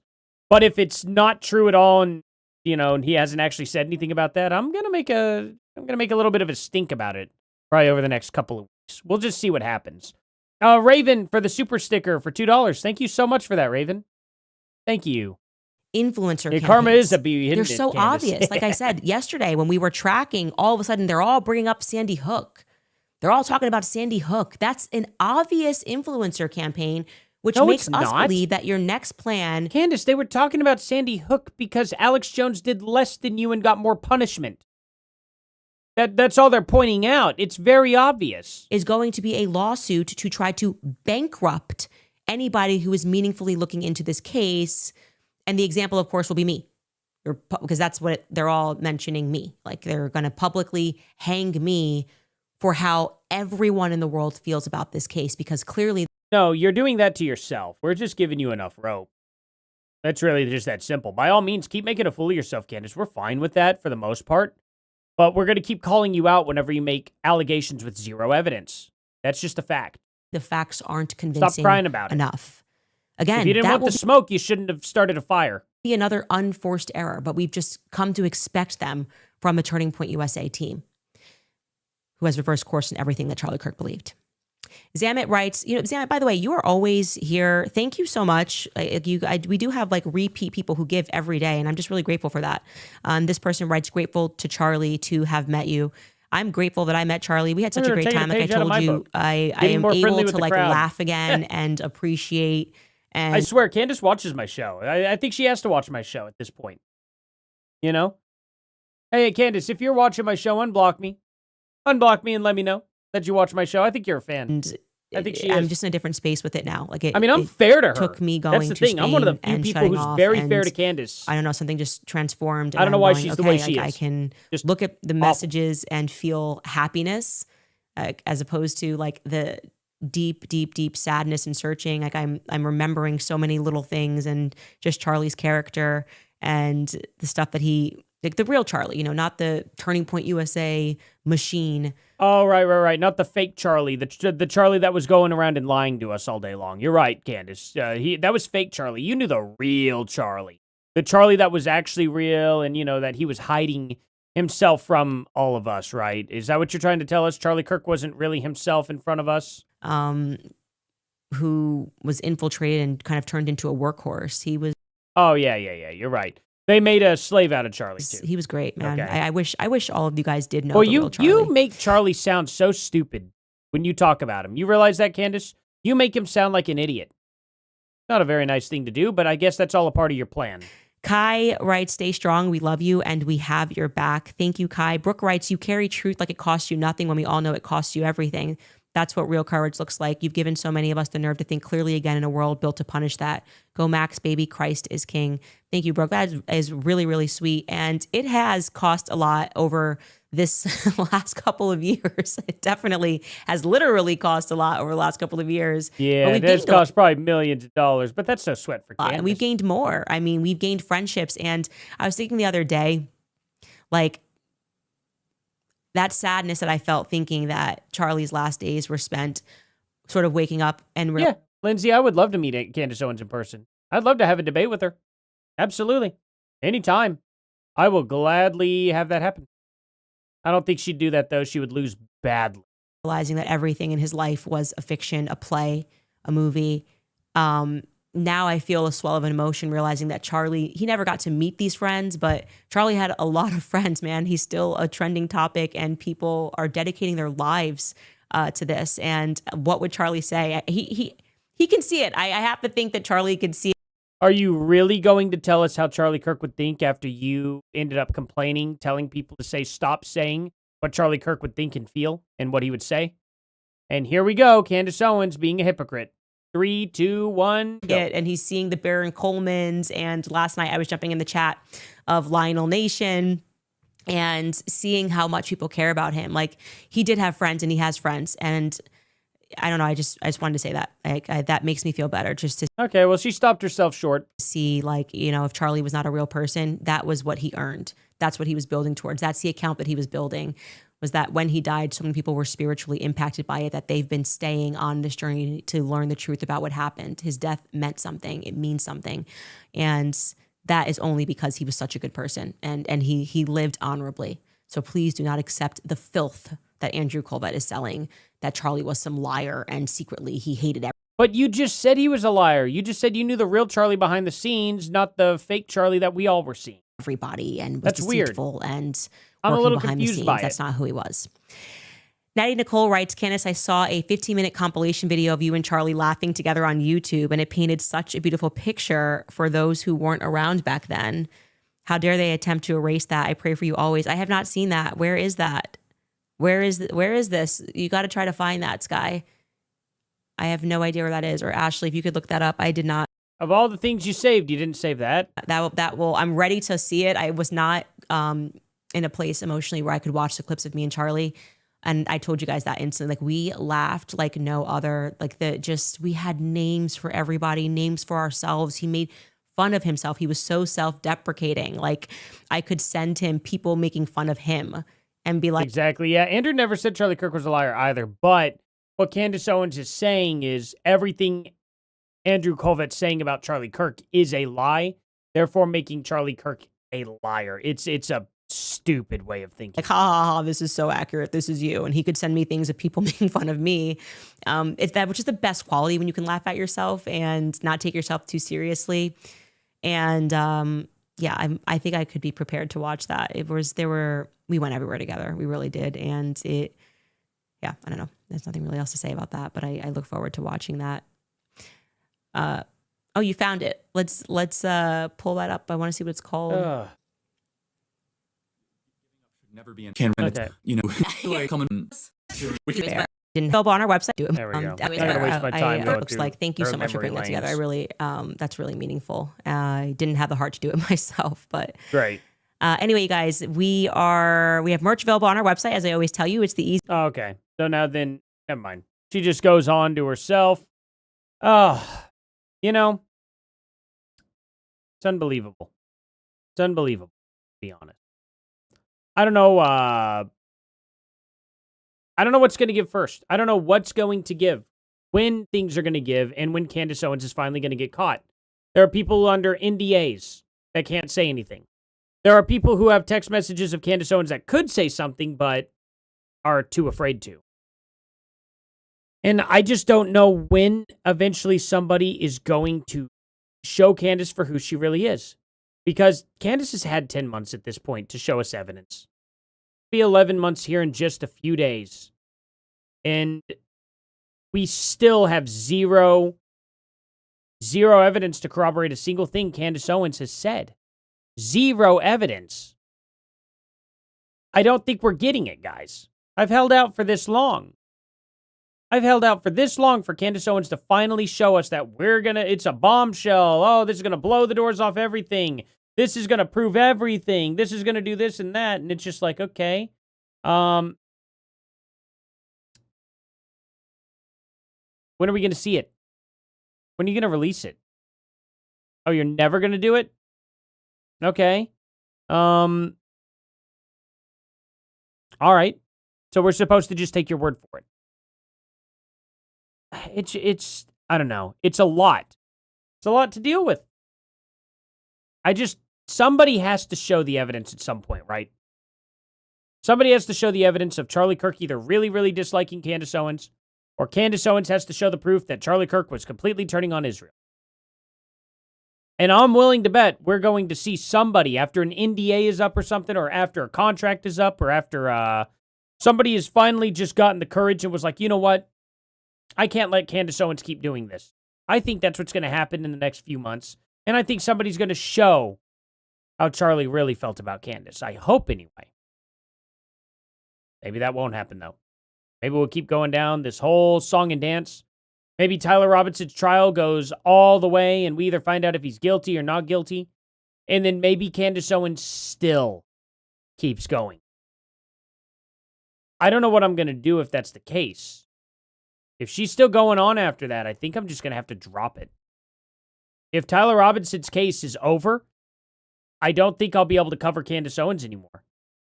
Like, I think I would just have to move on and let her just go into obscurity, because everybody else, I think, is going to stop having interest. I really think after Tyler Robinson's trial, we're going to find out he was guilty. I think the evidence is going to be overwhelming. And I think Candace Owens is going to sit there and be like, nope, they're selling us Fed slop. But at that point in time, after the trial wraps up, people are going to be like, look, like, we watched it. We saw everything. I think this is probably just beating a dead horse at this point. And I think Candace Owens will fade right back to obscurity, to be honest. But that's going to suck if that drags out for the next year and a half. That's going to really suck. So, I don't know. I hope it doesn't go that route. I hope somebody comes forward earlier than that. But if not, it's going to be a long year. It's going to be a really long year. And, I don't know. I don't want to cover Candace Owens forever because she annoys the crap out of me. I really don't. But we'll get there, guys. We'll find something else out. We'll be doing a bunch of things. Yeah. Oh, man. I hope she goes on another vacation again soon so I could just cover other stuff other than her. But she's still constantly on vacation. Won't get off X or anything like that. And makes crazy claims. I don't know. Makes it a little difficult, doesn't it? But, oh well. Oh well. Anyway, guys, any final people in here? I think I'm going to go ahead and have to hop off. I got to get to sleep. I got to wake up at like 4 a.m. And then I'm also tomorrow night going to be on Paramount Tactical. Going to be on that channel there. We're going to be doing a big old panel. We're going to be talking about a bunch of stuff. I think it's going to be a whole lot of fun. So you guys will definitely want to join there. Maybe I'll live stream it too. I don't know. I'm going to try and live stream before. I think I'm going to try and live stream before I go on. And I'll be streaming probably just the next Candace Owens episode. And then we'll jump on over at Paramount Tacticals too. Yes, please stop covering her. Yeah, June. We'll get around to it. Right now, if she stops being in the main news and headline, and I feel like, I got to help out. If Candace Owens is going to end up making a bunch of false claims, I feel like somebody needs to stand up and be like, hey, that's not okay. But I just kind of hope she falls off at some point. It's just like, cool. Gary is scum. He's covering for a Gary in the Freemasons that has been running fraud at you. Wait, what? Is that, I have no idea what you're talking about. Because I'm sure Candace would have mentioned something about that. I don't know about that. It's a wild one. Alrighty. But anyway, let's go ahead and let's thank the people who have donated here. GN for the $25. Thank you so much for that, man. Eric Goss for the $10. Thank you. Tricia Mondi for joining as a troll. Thank you so much. Marchon for the 20. Paul Gleistein for becoming a troll. Thank you so much for that. Janae for the $5. I really appreciate it. Thank you. Ace for the $2. Thank you so much for that. Osher's Path for the $10. I really appreciate it, man. Thank you, guys. Ace for the $20. Thank you very, very much. Fat Samurai for the $10. I love your name. It's so good. Mama Owlbear, being a real OG she is here, supporting the channel. Thank you so much for that 10. Raven for the $2 super sticker. Thank you so much for that. And Janae for the $5. Thank you so much. I really appreciate that a lot, guys. Y'all have been absolutely amazing. Hopefully you don't get timed out on tactical again. Yeah, I've never been timed out on there. Wait, he's just in a place he doesn't understand. Yeah. Not Scumby's a nice guy. What? Okay. You're making it funny. I see. But yeah, it's it's been a wild ride. I didn't think we would be here. But I am very, very thankful to have you guys. I am so thankful to have you guys to help me get through this journey here with Candace Owens, because I could not do this on my own. I'll tell you what, there's no way. I wouldn't be able to handle it by myself. I can barely handle hearing her twice a week alone. Having you guys to watch these episodes with is so much nicer. So much nicer. So, prayers for Lady Luck Club. She was let go from her job? Oh, no. I'm so sorry to hear that. Dang, was it because she was speaking out on Candace or something? Or was it just like a situation at work? Definitely concerned with that. For Gary and the Freemasons, I think he's making it funny. I think he was just joking about that. That's what it sounded like to me. Yeah, thank you all so much for being here. I'm gonna go ahead and put this back. I'll get that out next time. Let's see. She was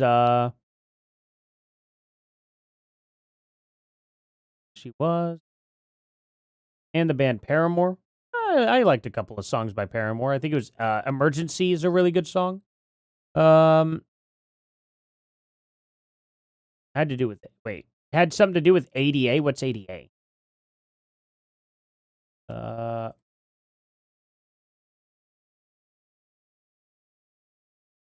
Hold on.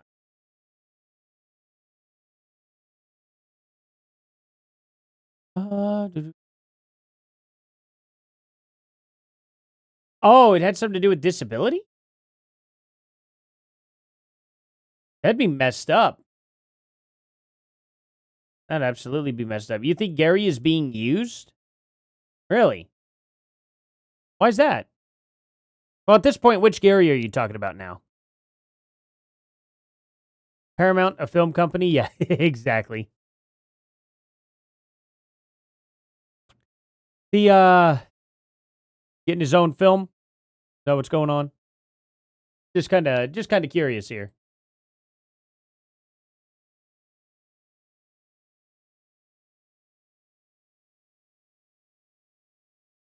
We should have finished the Sean Ryan interview when Candace was gone. Yeah, we probably should have. We just ran out of time, and I had so much going on that week. It was a mess of a week, I could tell you what.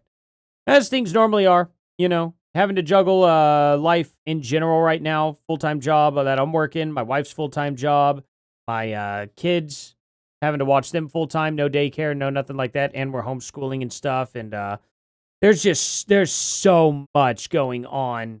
Like, once this channel gets to a good 100,000 subscribers, like, it'll be so easy to streamline this stuff. But it's going to take a bit. It's going to definitely take until I get to that point. Let's see. What are we doing? Do Oklahoma stuff? I would love to. I would really love to do a lot more Oklahoma stuff as well. Just depends on what stuff comes out. Oklahoma's a pretty quiet state for the most part. A lot quieter than most other states. What were you saying about Gary here? His groups think they do. Wait, what? I don't know what you mean, man. He's writing on a certain narrative. A bunch of CIA assets are trying to hijack. I mean, I just don't have any evidence of that whatsoever. How do you know this stuff? How do you know that Gary is being sought after, by the CIA and whatnot, and that they're using like that? I'd just like to know, it's not Gary's group, and they don't have a name. Bunch of retired CIA, dirty lawyers, mobsters, and business folk. Well, how do you know, though? Like, how do you know that that's going on? You know what I mean? How can I find this group? Like, I need a way to confirm this, you know? I mean, if you were right, I would like to warn him, you know?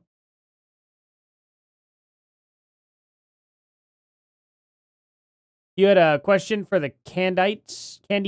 You sent it to me? Let me go take a look. Let's see.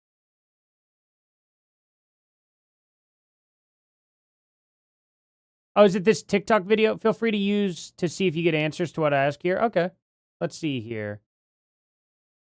Oh. Yeah, we can play this real quick. All right, let's take a look. Where's the mute? Ah, here we go. This morning, and I wanted to put this down on social media. A few of the people in my circle, friends, at least online friends, are split when it comes to Miss Candace Owens. And I understand the split comes from a result of what you decide to believe as fact or truth or whatever it is. But I want you to consider something if you are on her side. And I just need you to consider it. Yeah, but you found the group, Ty, and you could just tell me how to find the group. I mean, you're already warning me. So why not just, I don't know, let me know. Candace has said some things about some people that are yet to be actually proven. I mean, she said them as though they were tangible facts, but everything that she has said has been triangulated around a thought process, but never proof. Someone might have... Am I allowed to play this music on here? Is this like copyright-free music, by the way? Just want to make sure. Because I don't want the stream to get stricken. Been in the vicinity of a thing that might have linked them to something, and since they can't explain it fully, it must mean something else. Well, I want to take that same magnifying glass that she uses on one of the most defended friend that she has. That friend being Mr. Andrew Tate. Now, y'all might say that, well, Tate's being framed, but I'm just going to go based on his own words and what he said he's done. He's on record saying that he only uses women in the bedroom to get them to be on camera. He's on record saying this is not me hearsay, this is not proximity, this is not a thought process, this is what... Yeah, I don't know if this music is not copyrighted or not. But, yeah, I mean, more or less, though, it's hard to get an answer from a Candace fan because they don't like to answer. They just don't. They really don't like to answer any of this stuff. You know what I mean? You posted this on YouTube? Oh, gotcha. Yet, it's so weird, though. They're not going to give an answer, like, directly. Every time I ask them any of these questions whatsoever, anything involving any type of common sense, like, hey, why is it that you don't need evidence in order to proceed forward with Candace? And they never, ever give me a direct answer. They just say, well, she has the receipts. She's seen it. She knows. And they're not understanding directly what it is I'm asking. I'm like, no, I'm not asking what you believe. I'm asking why you believe. And they can't separate that. They keep going back and describing what they believe. I don't know if they're bots. I don't know if they're brainwashed. I don't know what's wrong with these people specifically, or if they're just dishonest leftists. For all I know, every single one of Candace Owens' fans could just be dishonest leftists, and they're just capable of snatching like a few really dumb Republicans. It might not be as many Republicans as I think it could be. It may be an illusion. It's always something that I've, thought about. I don't know of a lot of people who are right-wing that are pro-Candace Owens. As a matter of fact, I even found out recently that one of the girls that my wife is friends with back from high school ended up coming out. She was super duper left-wing. She was very, very, very left-wing. and ended up going right wing. And then I was asking, I was like, oh, well, what does she think about the Candace Owens stuff? And she goes, she thinks Candace Owens is awful. And I was like, oh, that's actually not how I would expect a former feminist type woman to go conservative. To me, I would automatically assume they would go to the Candace Owens route and kind of loop back into left wing. Completely, totally broke out. And every other person, now this is all nuance too. Don't take my word for it. You don't need to take my word for it. I'm just saying, I'm personally not seeing anybody going towards the Candace side. A lot of people that I would expect to go to the Candace side. It just doesn't seem to be happening. So I'm thinking that there's something else that we're not seeing. That maybe they're just straight up left wing or they're bots. But I don't know. I actually don't know. This is a good video though, man. I do appreciate it. I have to hop off here now though. I have got to go to bed. I've got to be up at 4 a.m. I've got to go hit the gym and then I got to go do very quick work at my job. And then after that, I get to have the rest of the day off. So hopefully I'm back home by about 8 a.m., 9 a.m. So I think I don't have to do too much work tomorrow night or tomorrow morning. I'm getting everything stuff. Tomorrow morning, I don't have to do too much work, but knowing them, they will make me stay over, but I might get lucky. Maybe they won't. Sometimes, every now and then, when they say, hey, you get off work at 8, sometimes it happens. Sometimes they're like, oh, well, so-and-so's not here yet, so we got to wait another hour. We couldn't find anybody to cover this part of the shift. We're sorry. You're gonna kind of have to stay. Just happens every now and then. But they've been a lot nicer about it as of late. They've been getting more people hired on as of late. They don't last that long, but they've been getting more people in the door, which has been actually a decent help to us a little bit. So can't complain too much right now. So thank you all so much for being here, though. Seriously. Thank you all to who have donated. I genuinely appreciate y'all. And yeah, I will see you guys here in tomorrow morning's video. Later.